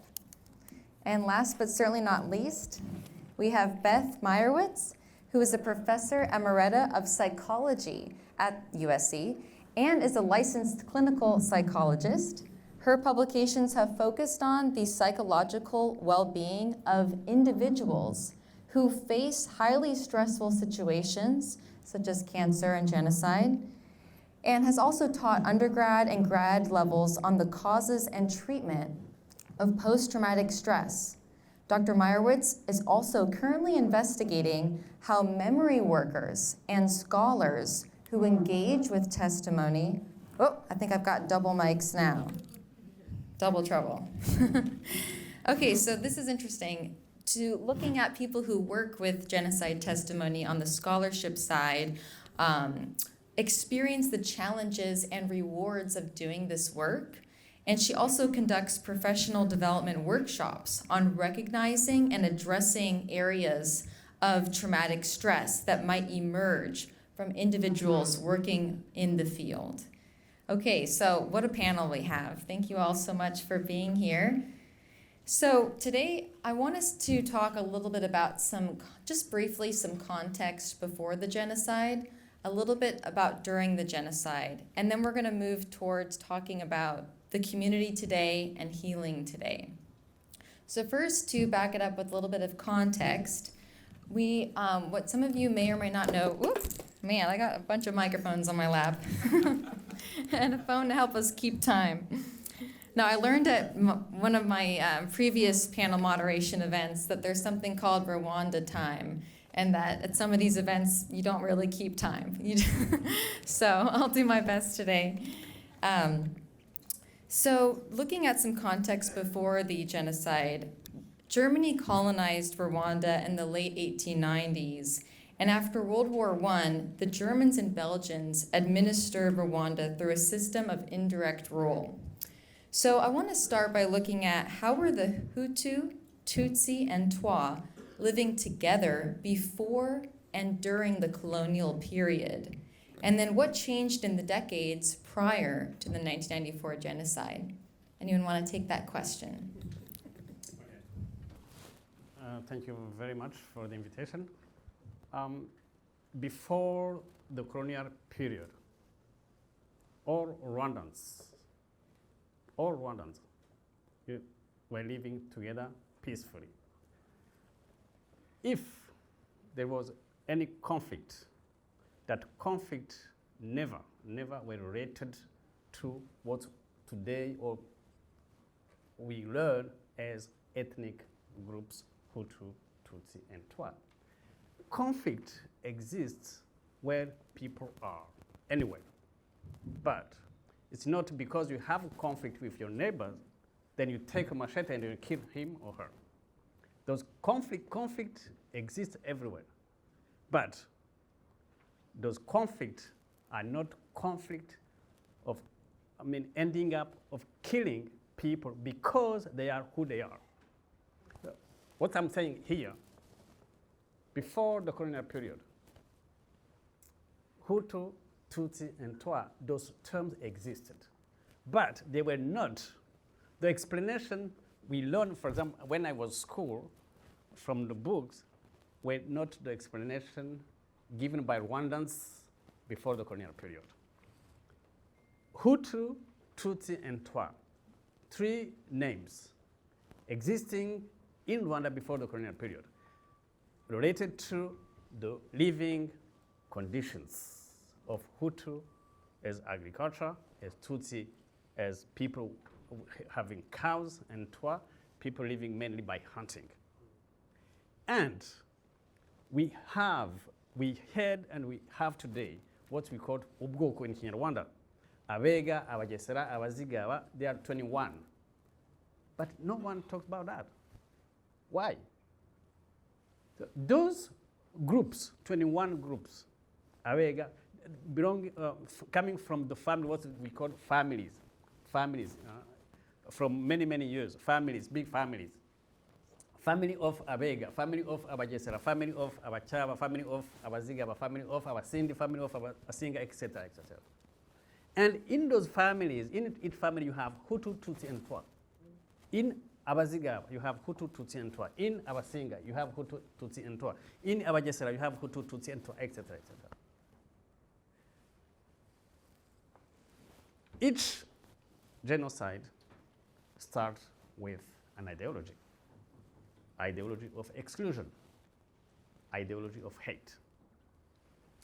In 1868, Cardinal Charles Lavigerie from France founded what we know as White Father congregation, Catholic religion group or congregation. 3 years later, 1869, he created the White Sisters. And the mission was to go to Africa to evangelize Africa. And in the Constitution, because those congregations like Dominicans, like Salesian or Jesuit, the White Fathers, they have a constitution. Each one has a constitution. And in the constitution, he said that when you go to Africa to evangelize in Togo, in Rwanda, in Burundi, everywhere, make sure that you get close to the leaders, the leadership of the territory of the country. Make sure you get close to them. Why? You understand the point here. Direct, and divide and rule. Divide and rule. You have to make sure that you be close to them, and then you will be able to do what you want to direct those people. I want to make this clear because that's, to me, the beginning. Now, in 1900, the Catholic Church came to Rwanda. You mentioned the German. The German came to Rwanda in 1894 until 1916, when in Europe, German lost the First World War, and lost at the same time all colonies in Africa, Burundi, Rwanda, and Tanzania especially, in our region. And then Belgium coming from Congo came into Rwanda fighting against the German. And then we have the British coming from Kenya and Uganda also fighting. That's how Belgium took Rwanda and Burundi, and British then took Tanzania. That's the end of the First World War. And in 1900, the Catholic Church came into Rwanda. We are under the German power.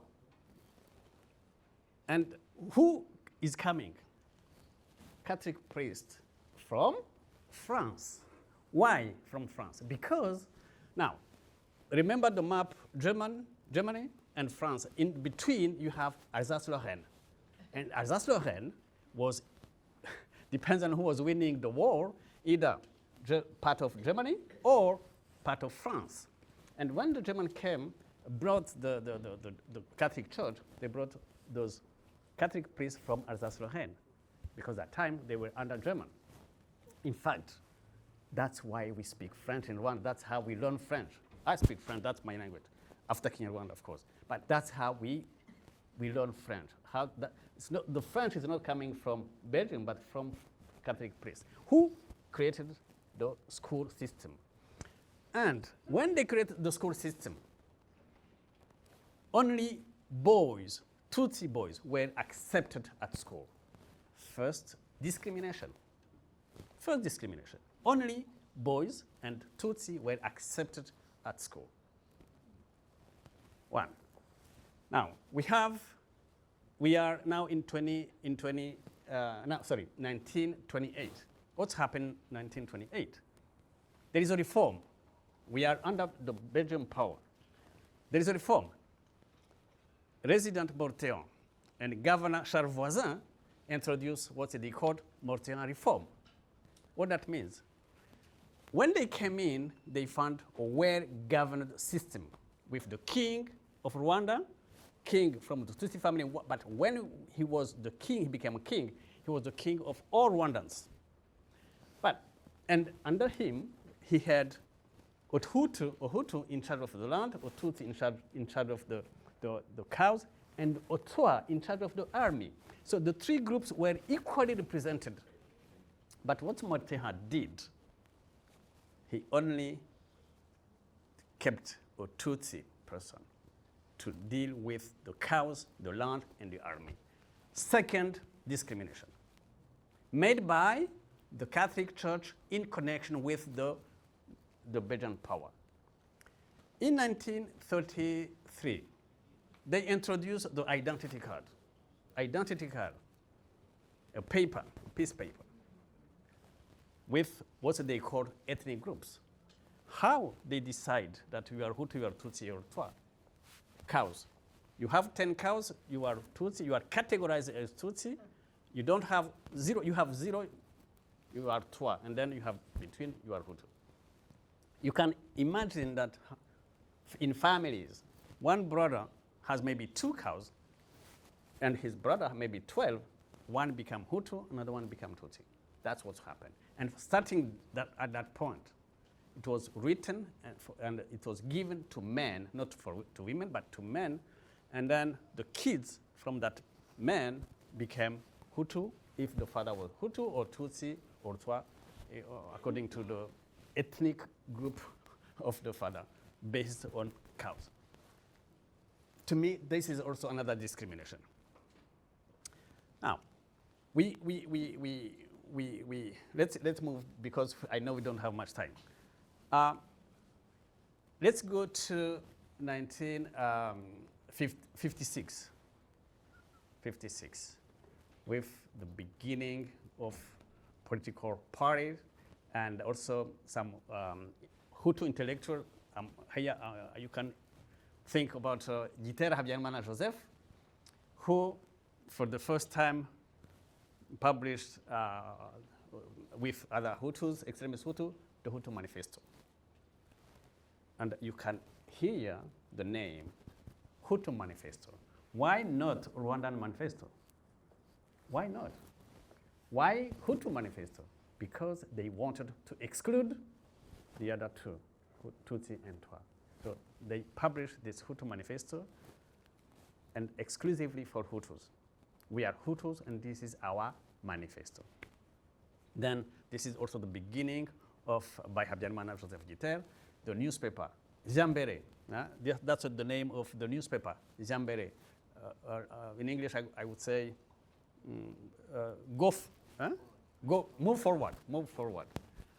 Ijwi rya Rwanda, that's another newspaper. Ijwi rya Rwanda, the voice of the people. Which people? The Hutu people. The Hutu people. Ijwi rya Rwanda, the voice of the people. Those newspapers were created, and it was clear for the Hutus. And he also published, very important, well, important. We have to know that. It was not, but we have to know that. For the first time, the 10 commandments of the Hutus. For the first time, the 10 commandments of the Hutus. Joseph Habyarimana Gitera.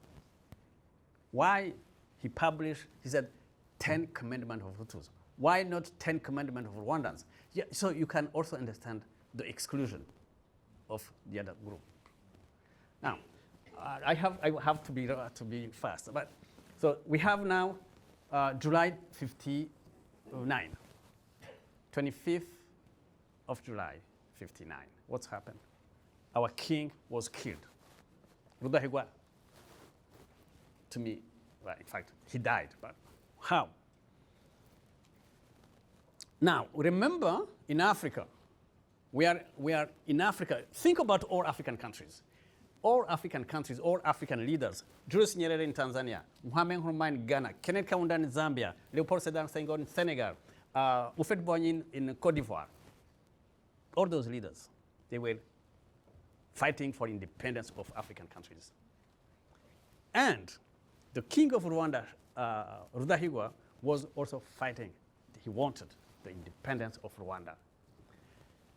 Now, meaning that if Rwanda became independent, the Belgian will go out. So what happened, the coalition between the Catholic Church and the Belgian power they accused the king of Rwanda being communist. Think about, we are in Cold War, right? He's accused for being a communist. Communist. So it means he's against the US, he's against the Europeans. He's communist. And he was ready to travel to New York, to the UN, to explain the situation in Rwanda. So we are in 59. He was driving his Volkswagen from Nyanza, those who know Rwanda, from Nyanza to Bujumbura, because in Rwanda we didn't have airport. But the only airport in the region was in Bujumbura. So he was driving his car, went to Bujumbura to catch the plane to Europe and then to New York. And then his medical doctor from Belgium advised him for checkup, medical checkup. He gave him an injection. 15 minutes later, he died. He died. And until today, we don't know what's happened because the archives are still closed. Now, why? I don't know. But that's the reality. So the king of Rwanda died in 59. And then he was accused by those who didn't want him for being communist. And now we have also Kayibanda, who was the private secretary of Bishop André Perrodin from Switzerland, and they created this. He was helped by the Catholic Church to create the political party Parmehutu. Parmehutu again, Hutu Parmehutu, not Parme Rwanda, but Parmehutu. Again, excluding the other Hutu. Tutsi and Tom. Parmehutu. Parti pour l'émancipation de la masse Hutu. Political party for the emancipation of the Hutu majority. The Hutu majority. Only Hutus. Everything was only Hutus. So now we have this political party, but this is the time for the beginning of political parties, and the majority of, especially this political party, it's exclusion. So exclusive identity, what you said, that was really my focus to understand what's happened. So I think, I don't know, but I'm taking probably too much time, but I want I wanted to put this in context so you know that what's happened. So in fact, the 1994 genocide against Tutsi, it's not the plane, Munyemana's plane. It's not something suddenly came in one night and then we have a genocide. No, the seeds of the genocide were already there, starting 57, 58, 59. Because, and you know that, in 63, 20,000 Tutsi were killed in Gikongoro, in the south of the country, in 1963. And when you read the newspapers, Le Monde in France, Libération in France, Le Figaro in France, and then you listen Radio Vatican, the Vatican radio, in 1963. And those killings were conducted in November and December 1963. And when you read those newspapers of January 1964, you can find it on the internet. They talk about genocide. It's clear. A genocide happened in Rwanda, but the United Nations never recognized that as a genocide.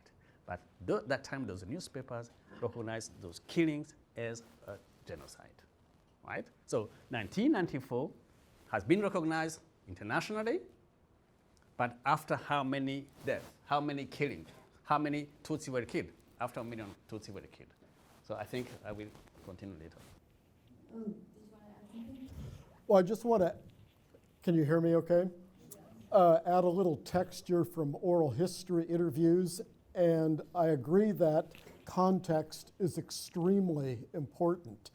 But in our interviews, particularly with adult survivors, many of them referred to family members that had been killed in 1959, 1963, 1973.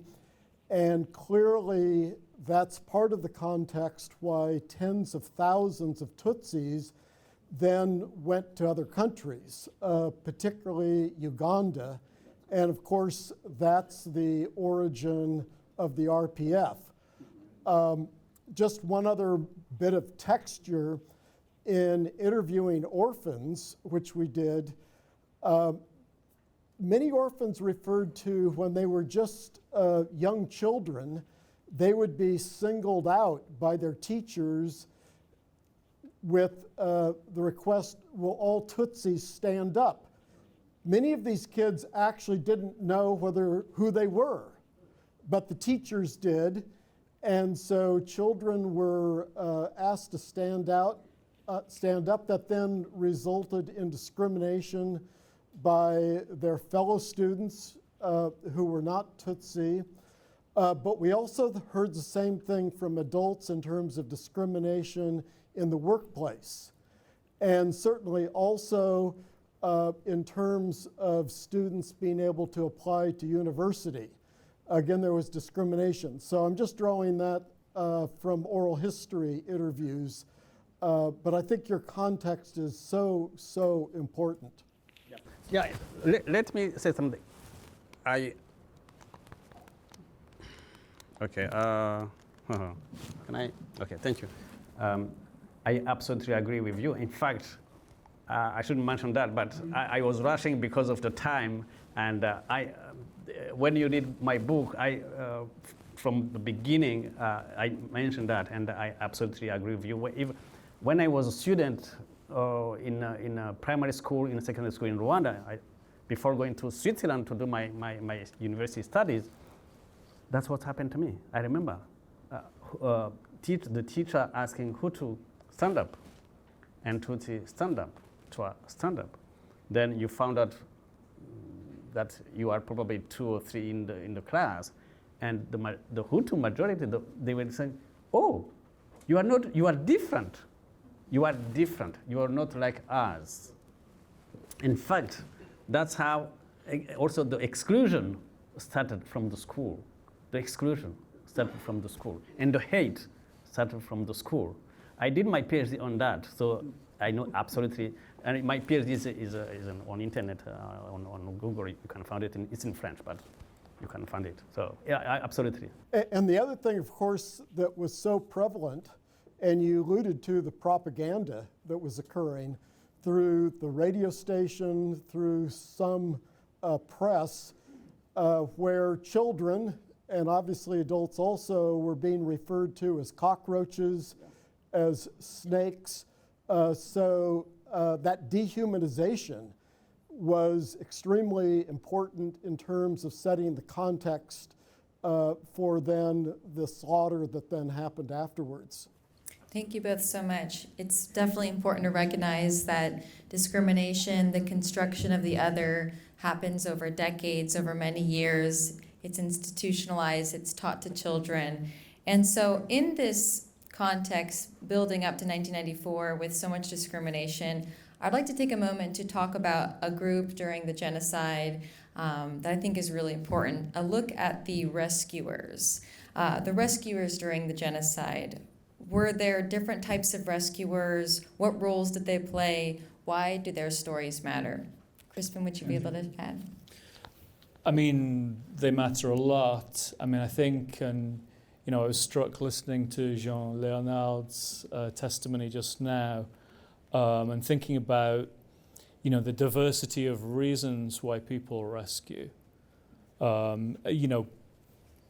In some cases altruistic, in some cases less so, right? So, and we learn this especially from survivor testimonies such as yours and interactions that people had with the people that helped them either momentarily or for longer. Just thinking about, on the one hand, you have people doing things out of kindness, out of religious convictions, because they're family members, because they're friends. So it's a really, really complex phenomenon. And then also, for less altruistic reasons, thinking in ways where the people helping were doing so for benefit to themselves, whether financially, potentially sexually, all kinds of reasons that, more sort of problematic. Something else that occurred to me again, or was striking to me as you were talking, Jean-Léonard, was the length of time that people helped for.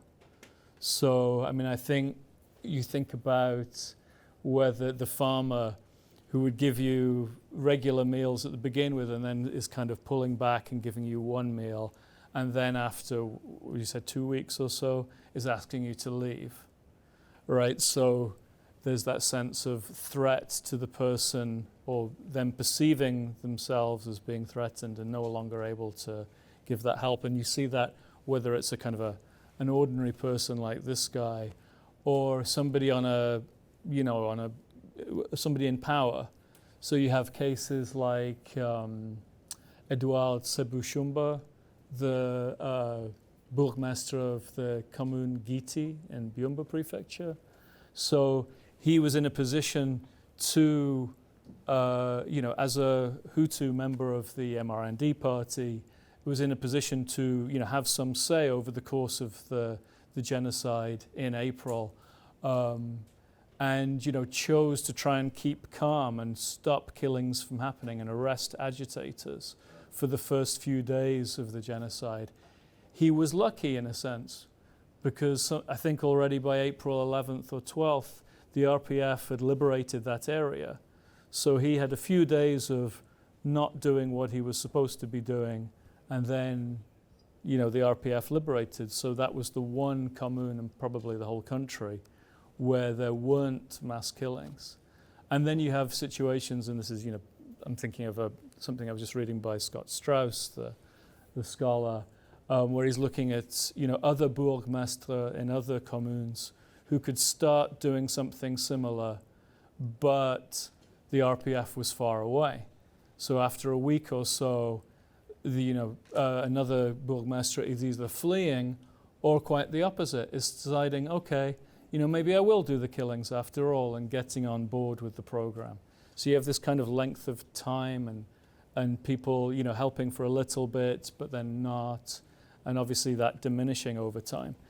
All of which to say, the stories are super significant. They're significant because even a single act or a moment of helping somebody helped somebody at least get through that moment and gave them a chance for survival further on. And maybe with a string of those things, somebody could survive the whole genocide, or not. But it helps somebody at that moment get to the next moment.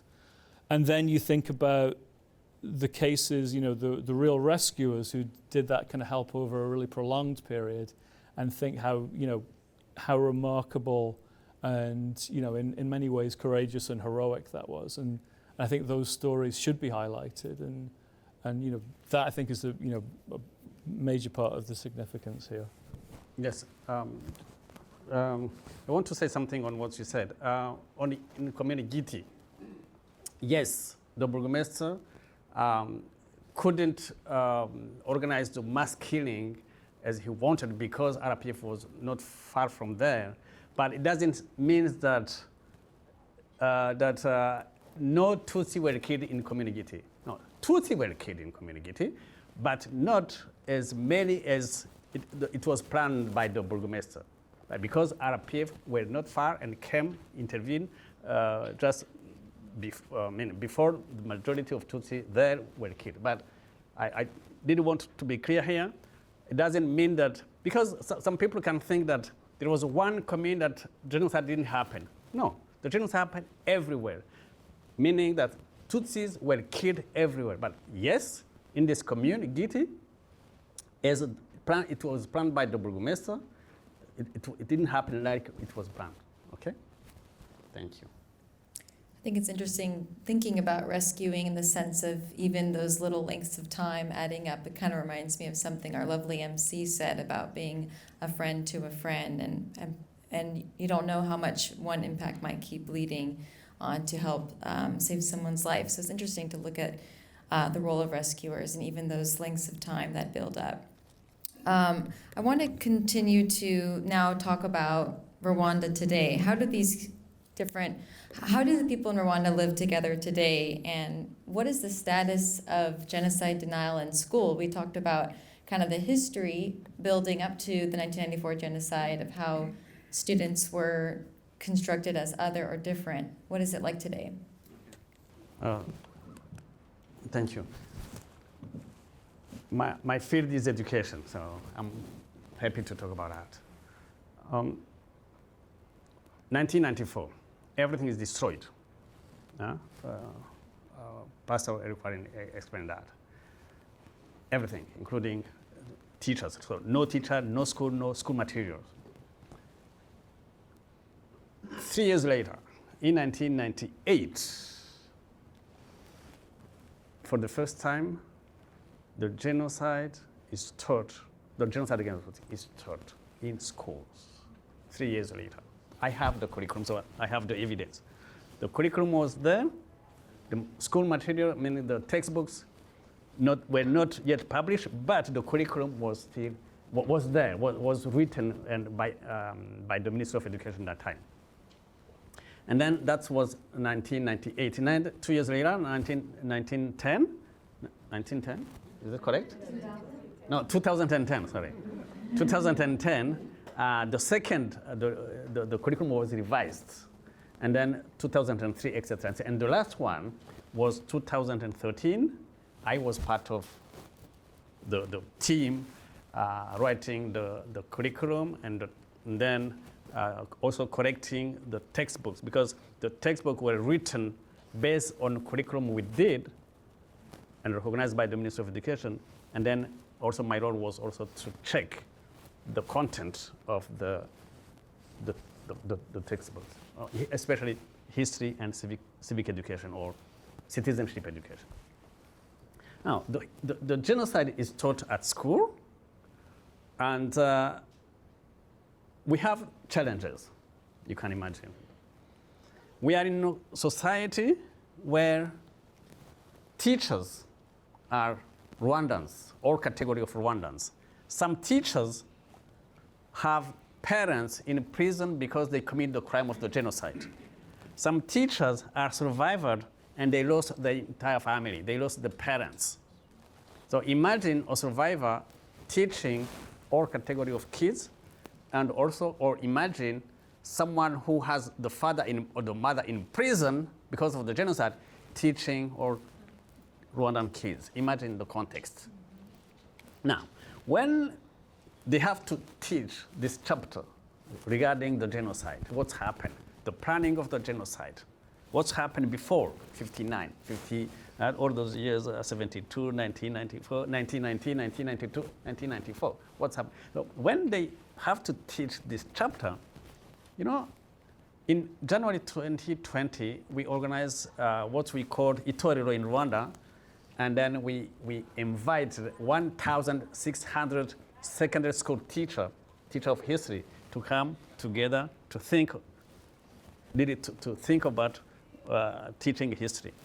And they were honest and said, you know, when I have to teach this history, I ask my colleague who can accept teaching, and I don't teach this chapter.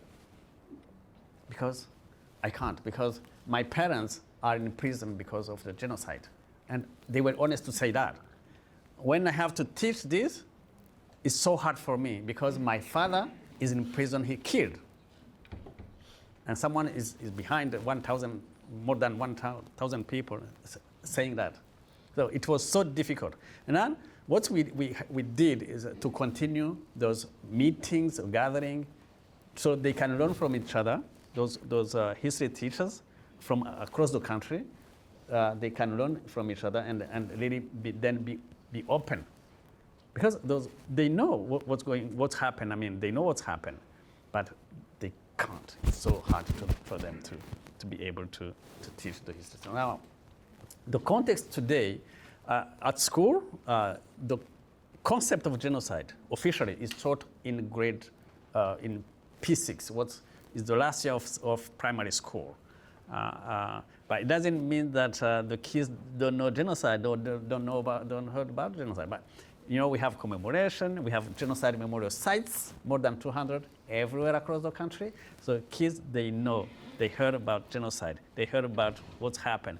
But now, teaching the concept of genocide in school formally start with P6, 12, 13 years old. Then there is a chapter in high school, from secondary 1 to secondary 6, because you have 3 years, or I think like here is middle school, then 3 years high school. So, but you have a chapter every year, and then so to train teachers, we have the material, we have the kids, but we all have to put efforts in training teachers. That's something, and we really, I think, all countries, they should teach about genocide, about Holocaust, about those mass atrocity. But because a genocide can happen everywhere, definitely, everywhere a genocide can happen. So let's teach our kids everywhere about what's happened in Armenia, in Europe, in Rwanda, in Srebrenica, etc., etc., etc. So just to be, I don't know if I answered your question, but yes, the situation today, the genocide against the Tutsi is taught at school, and we are putting efforts in training teachers on that topics. Thank you so much. Can you guys hear me? May I grab another mic? I'd love to turn to Beth. So we've talked about the teaching in schools where even the teachers are dealing with maybe second generation trauma. And I think it's really important, especially as we look ahead to how do we move forward, how do we heal, how does the next generation heal? Can you please talk a little bit about maybe speaking to the long-term psychological impacts of surviving genocide? Your work also touches on those on the scholarship side, or those associated with people who've survived genocide. I know it's a big topic, but are you able to maybe talk about some of those long-term effects and maybe looking ahead towards healing, if you can?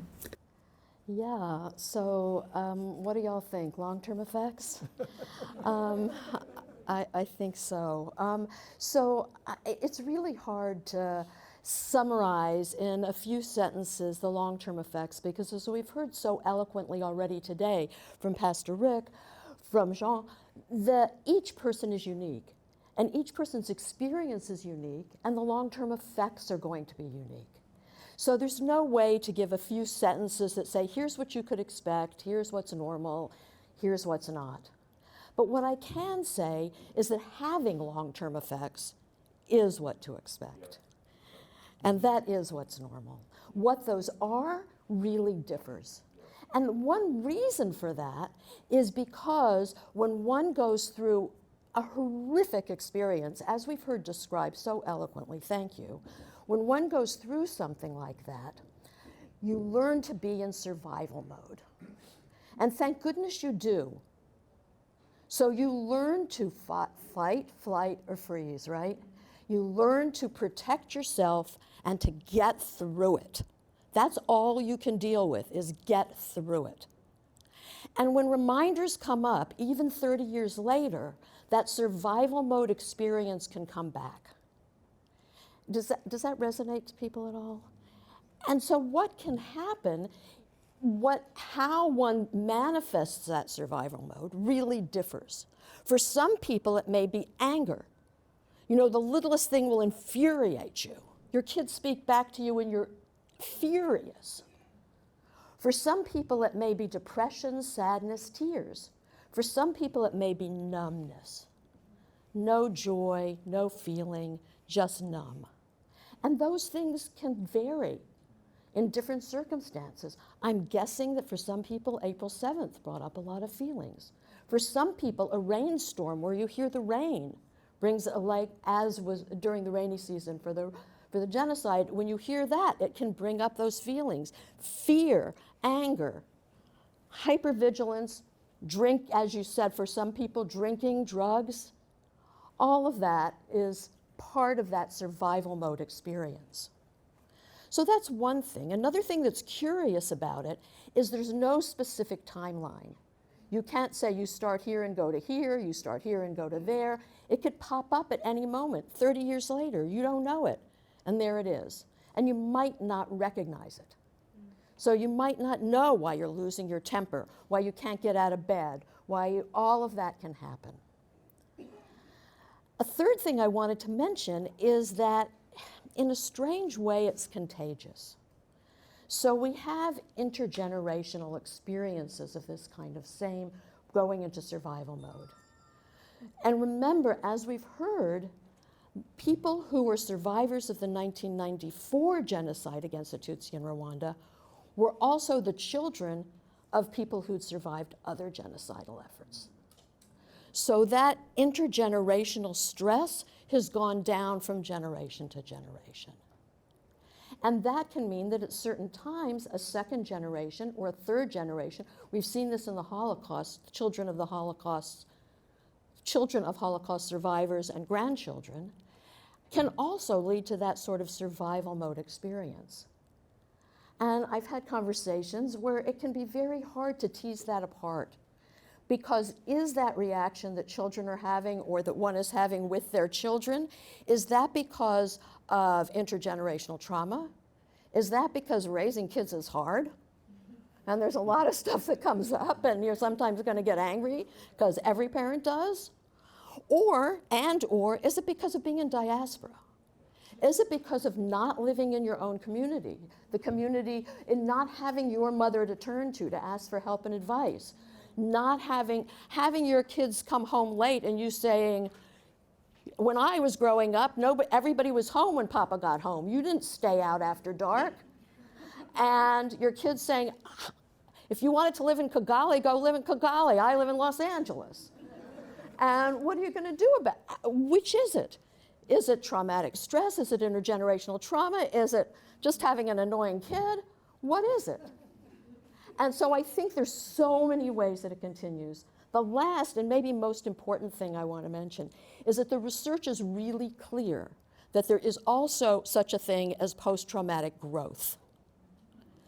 And what that means is that people who've gone through unbearably traumatic experiences have a level of empathy, a level of understanding, a level of awareness that other people don't have.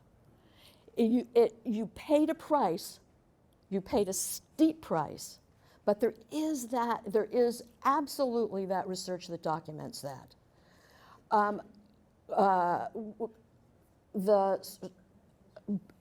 The kindness born of suffering. Seeing in other people, being kind, those moments of kindness that you know matter so much. Somebody giving you one extra meal when you're hungry can mean the world of difference. And people who've been through it understand that, live with that, appreciate life day to day, as you discussed, understand that at a deep level, as do their children often.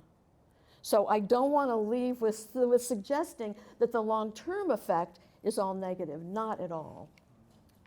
Christina, this is really what she just said. I don't want anybody to forget what Beth just said. Number one, there is no expiration date on trauma. There's expiration date on milk, but not on trauma, because it could happen. Number two, she just said, it's very important. She said, anything can trigger it. It's going to be different from anything else. But number three, you can learn from it. Amen. You can, and that's the hope, and that's what makes Rwanda so special, because they're learning from it. I would love to just add something.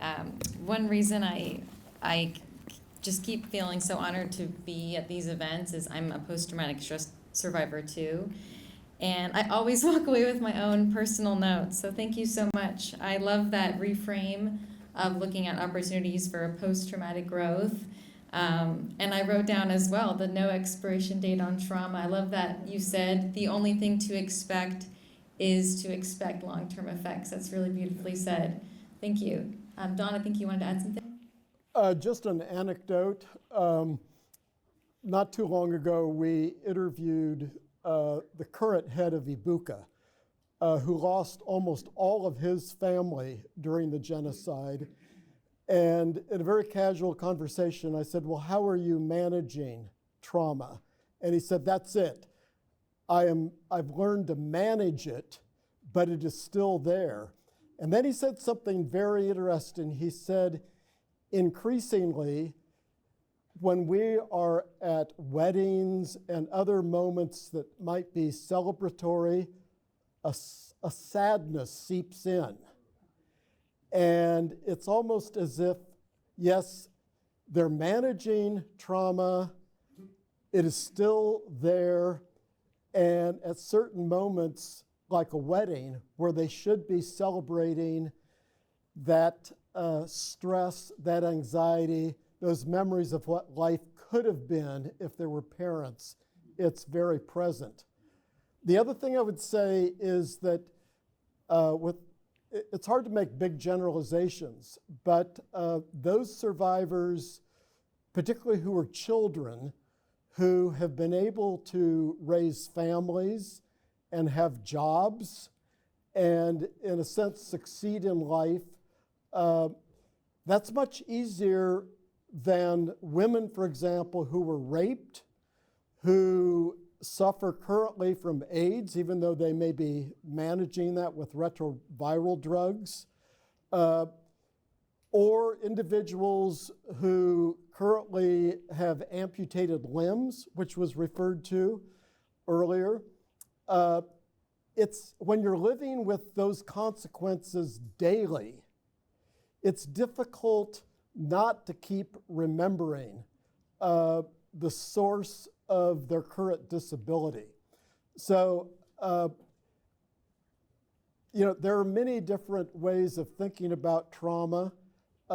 I think most important is those survivors who were able to somehow find a community of fellow survivors where they could share their stories, where the community itself could take on some of the burden of what they had experienced, and where they could actually articulate what they experienced and start to create a new narrative about who they are in a post-genocide sense.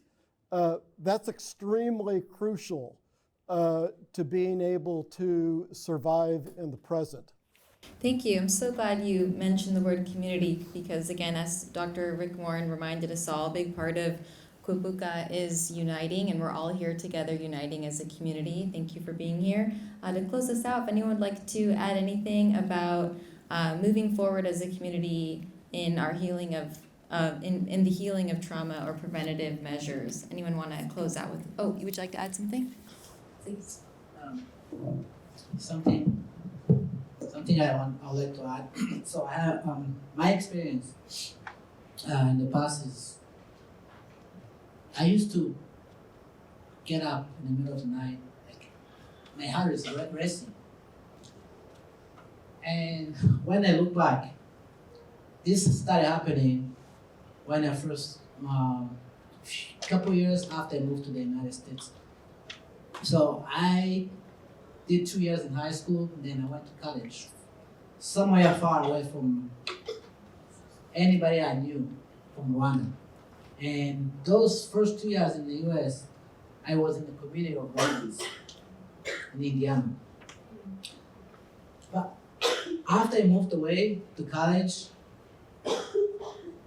I started noticing just weird feelings, weird experiences, like waking up in the middle of the night, I'm sweating, my heart is racing, and then I ended up calling ambulance a few times. By the time the ambulance get there, they check my blood pressure, everything's perfect. Then they're starting, well, have you been drinking caffeine? Have you been staying up all night? Then I say, it's just normal college students. Sometimes they do that. It was not every single night that was happening to me. But they recommended me to go see a heart doctor. I did all the heart exams because it was just happening more often. Then they'll find nothing. But what I noticed during the time when I started making friends in college, I started, going out, going to parties like most of you college students who are here. You get that experience. I started noticing that I wasn't getting that much of that experience. So it was some sort of like loneliness that was happening, and that caused me anxiety and depression. By the time I didn't know what was going on. You may understand what I'm talking about. But I never seen a counselor, I never seen a therapist about that. But like now, I'm involved in counseling myself. I work for an outpatient clinic that deals with substance abuse, alcohol. So we have people that are dealing with trauma, and that trauma causes people to, numb themselves, go that route. But I started to learn that it is the trauma that they couldn't figure out how to deal with. So the only thing they could think of is, I'm gonna go do what my friends are doing. I'm gonna go just try to numb myself so I don't think of these things. So what worked for me, I knew I didn't want to go that route. So for me, it's keeping myself busy, my mind, challenging myself in doing these different things. I went to school for biotechnology, and when I graduated, I started working for over 15 years. But I love science. Really, it's my passion. But I started also looking at, I was getting bored. I was not being challenged. And throughout that time, I was also getting some episodes of that. So for me, I started just like examining myself. Okay, so why is certain times am I experiencing these things?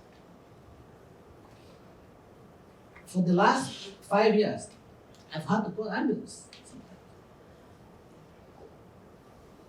But it is the time when I'm doing something different, I'm being challenged. Like when I took on this job to do counseling, which I'm still doing it with doing science as well.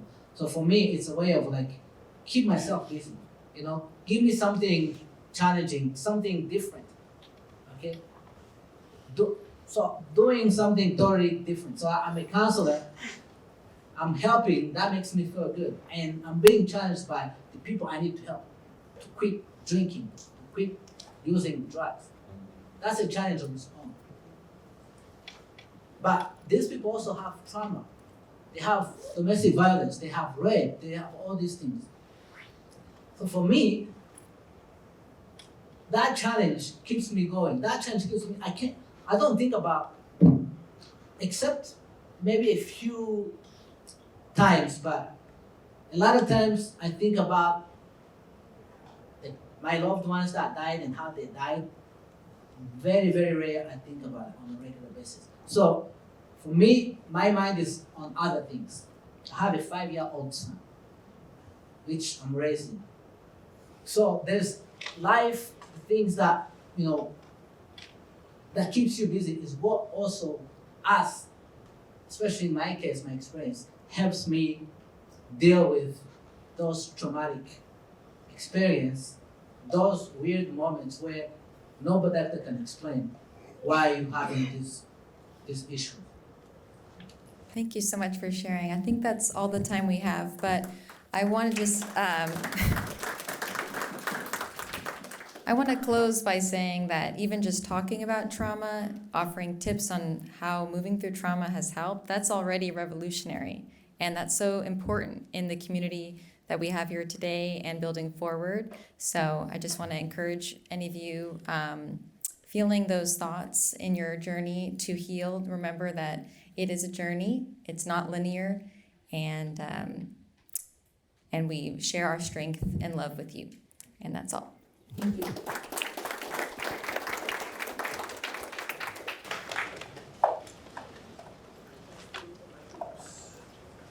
You know, Dr. Bruce Perry says, when you meet someone who's difficult to get along with, stop asking what's wrong with them and start asking what happened to them.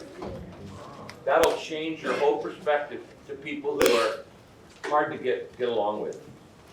Stop asking what's wrong with you and start saying, what happened to you? What happened to you?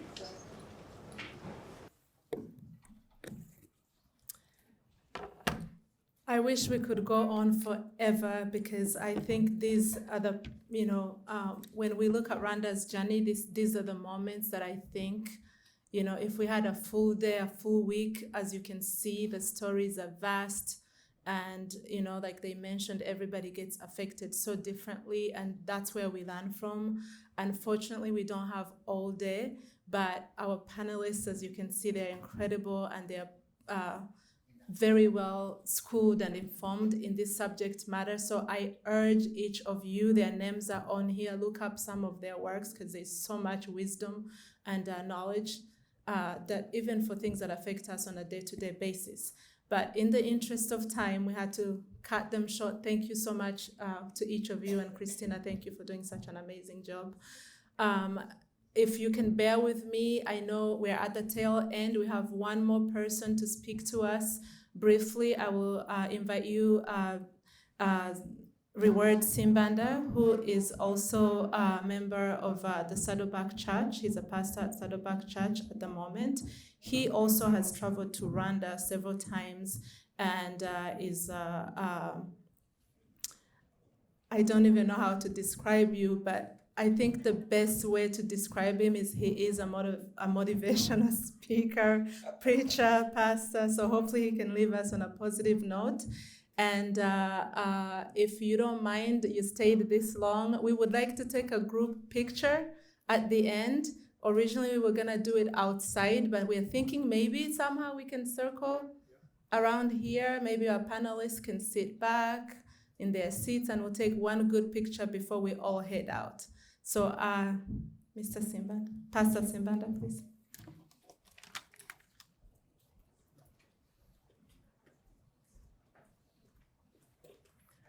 Thank you so much for to the panel. Thank you so much to Dr. Gruner and Dornsife, but also thank you so much, President Abdul and your team, and Monika. Thank you so much, Pastor Rick, our progenitor, as far as Saddleback is concerned, our missions pastor and the team as well. It is a humbling honor, right, to stand here in front of you, because I was given a task. It's a simple task, but it's not an easy task. And it is essentially to give thoughts or language around something like the atrocities that just essentially happened. And so I had some things prepared, and I was going to take 10 minutes is what they'd given me African time, but I will not do that. What I will do, though, is I'd just love to share a thought and a scripture, because I am sensitive to the fact that maybe your journey of belief and faith might have you subscribing to different faith philosophies. But my foundational faith philosophy is Judeo-Christian. And I think it is such an apt context for this particular conversation, simply because the people that Jesus, our Lord and Savior, originated from were a people that were familiar with this type of atrocity. And so I've found that as I read the scripture, I have found that there's a lot of frameworks and there's a lot of perspective and there's a lot of scriptures that speak to remembering, that speak to coming into spaces, intersubjective spaces like this, to listen, to learn, and to love, so that we can lament together. Because grief is a communal burden meant to be borne within the context of community, right? Much like joy, much like celebration, much like all of those things. And I loved what my brother said when he was talking about genocide, because if you reverse engineer genocide, it comes down to an ideology. That is what you said, correct, sir? And that is very true, because at the core of an ideology is an idea. And when an idea is adopted and it gets momentum around it and it reaches critical mass, then it becomes the operating system of a particular generation. And people then adopt that idea turned ideology without pushing back on it. And that is essentially why you see all of the atrocities that have happened in the context of Rwanda specifically. And so my simple thought is this. When I was in Rwanda, I sat down and I had a conversation. It was at Pastor Rick's handoff ceremony. And I had a conversation with His Excellency Charles Murugande. And I was asking him, I was like, how do you build from the ashes of something this traumatic, something this destructive, 1 million people in 100 days? We have no framework for anything of that magnitude. And he said, it's very simple, prayer. On the back end of it, we needed something that unites us. And what we did is we gathered people together and we said for our leadership, we need divine intervention, because at the core of what has happened to our people is an evil ideology.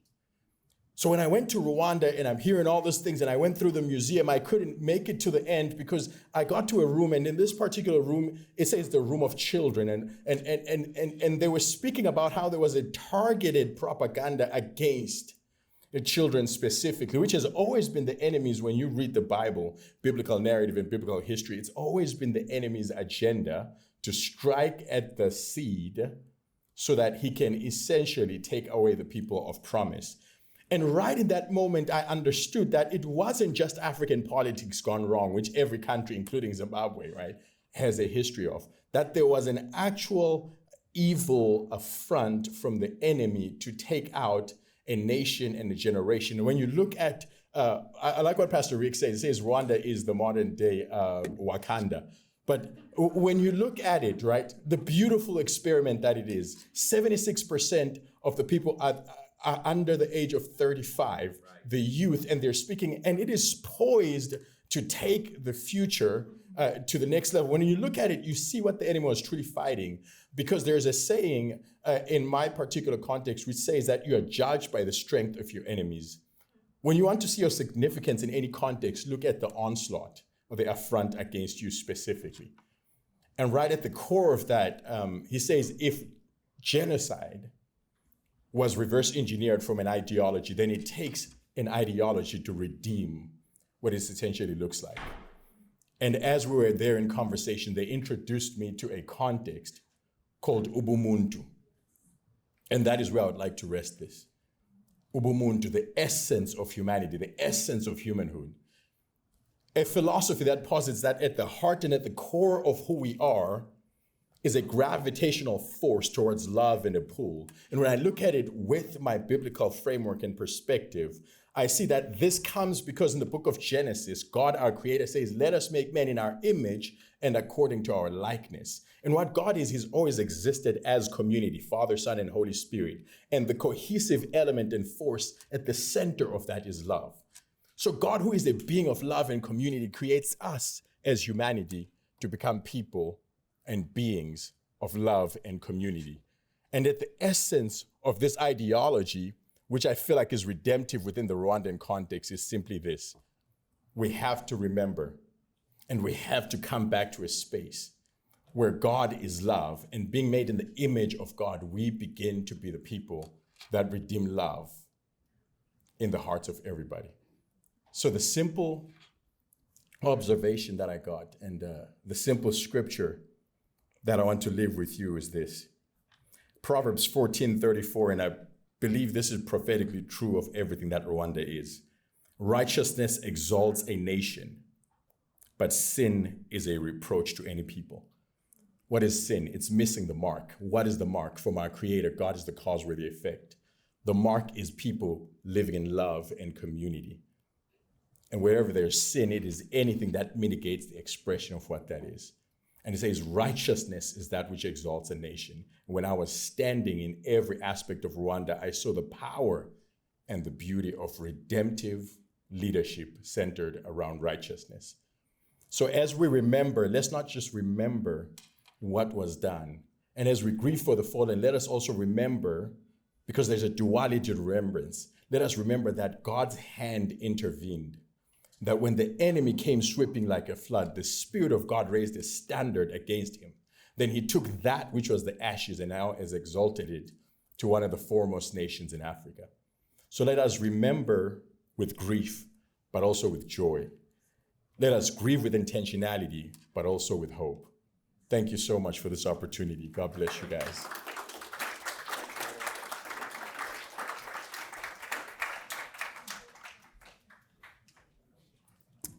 Absolutely. And like Pastor Simbanda said, we do grieve today, and we grieve on so many levels.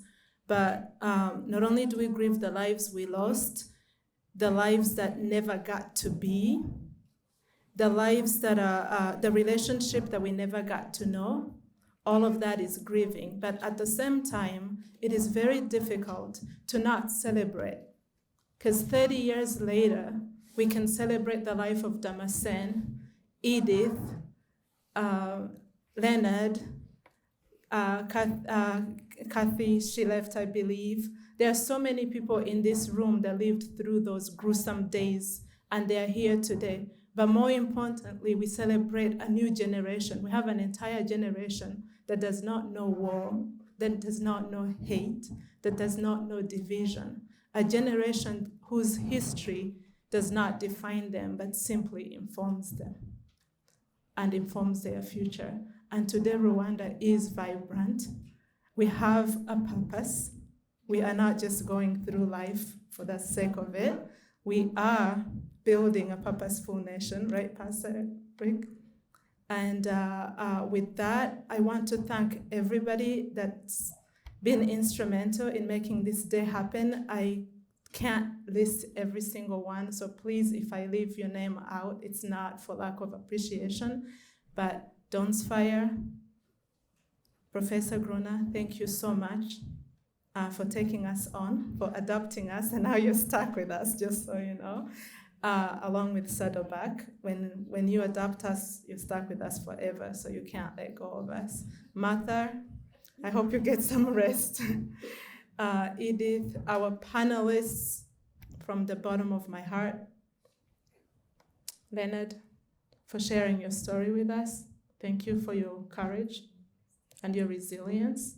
And for everybody that came today and that actually stood through the entire afternoon, thank you so much. We do this every year, so you will be receiving invitations for the next and the next, but this is the 30th one, and it's been a big one for us. And we're here, we're strong as Rwandans, and hopefully we can continue to make a change in the world. Thank you, and I would like to invite everybody to come up for a photo, if that's possible. Good afternoon. President of Rwanda Community Abroad in Southern California, Abdul Bigirumwami, Pastor Rick Warren, Dr. Gruner, dear friends of Rwanda, ladies and gentlemen. It's an honor and a privilege for me to address you today as we commemorate Kwibuka 30 together. I would like to thank friends who have joined Rwandans to mark this very solemn day. Let me thank first the University of Southern California for hosting this event and for firmly standing in solidarity with Rwandans today. My gratitude to all of you who have been our steadfast supporters through the years as we faced the darkest moments and critical periods of our history. I thank you for your friendship and solidarity. I'm also especially thankful to Dr. Rick Warren and the amazing team at Saddleback Church that has played an essential role in our national recovery. Each year we remember and honor the memory of more than 1 million lives lost during the genocide against the Tutsi in Rwanda. It's a time to offer comfort and solace to those who have survived. By remembering what happened in the lead-up to and during the 100 days of genocide perpetrated against the Tutsi in Rwanda, we laid the groundwork for a sustainable recovery. Ladies and gentlemen, 1994 didn't happen in a vacuum. The ideology that led to genocide against the Tutsi was built over a long period of time. But stripped of this history and the ideology that permeated it, it's tempting to write the events off as irrational and isolated, and as yet another conflict in a continent where such conflicts are commonplace. We must therefore remain vigilant against those who will deny or trivialize the genocide against the Tutsi. A collective memory is a prerequisite for understanding where we are coming from and where we are heading. President Kagame said at the time of the commemoration, historical clarity is a duty of memory that we cannot escape. Because behind the words never again, there is a story whose truth must be told in full, no matter how uncomfortable. Rwandans have not stopped to seek the truth of what happened.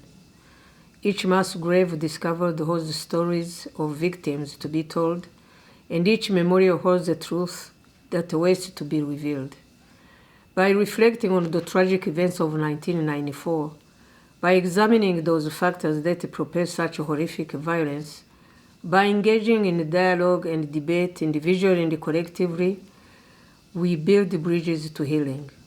We forge a new path forward, honoring the memories of true justice that will mend the fabric of our society in a meaningful manner. Never again should not be a slogan. It should be an integral part of our ethos as humankind. Our own humanity is inextricably tied to how much we recognize our neighbor's right to life. Our leadership has forged a new way for Rwandans by pursuing reconciliation and unity for all Rwandans instead of revenge. Today, Rwanda is a new nation, nurtured by the hard work of our leadership, the resilience of our people. We are a dignified people working towards the betterment of our nation. The genocide happens, and it's part of our history that we cannot erase. But we owe it to our future generations and today's generations to use the lessons we have learned to build them a brighter future. I would conclude my remarks by thanking Abdul Bigirumwami, President of the Rwandan community in Southern California again, and the whole community for organizing this event.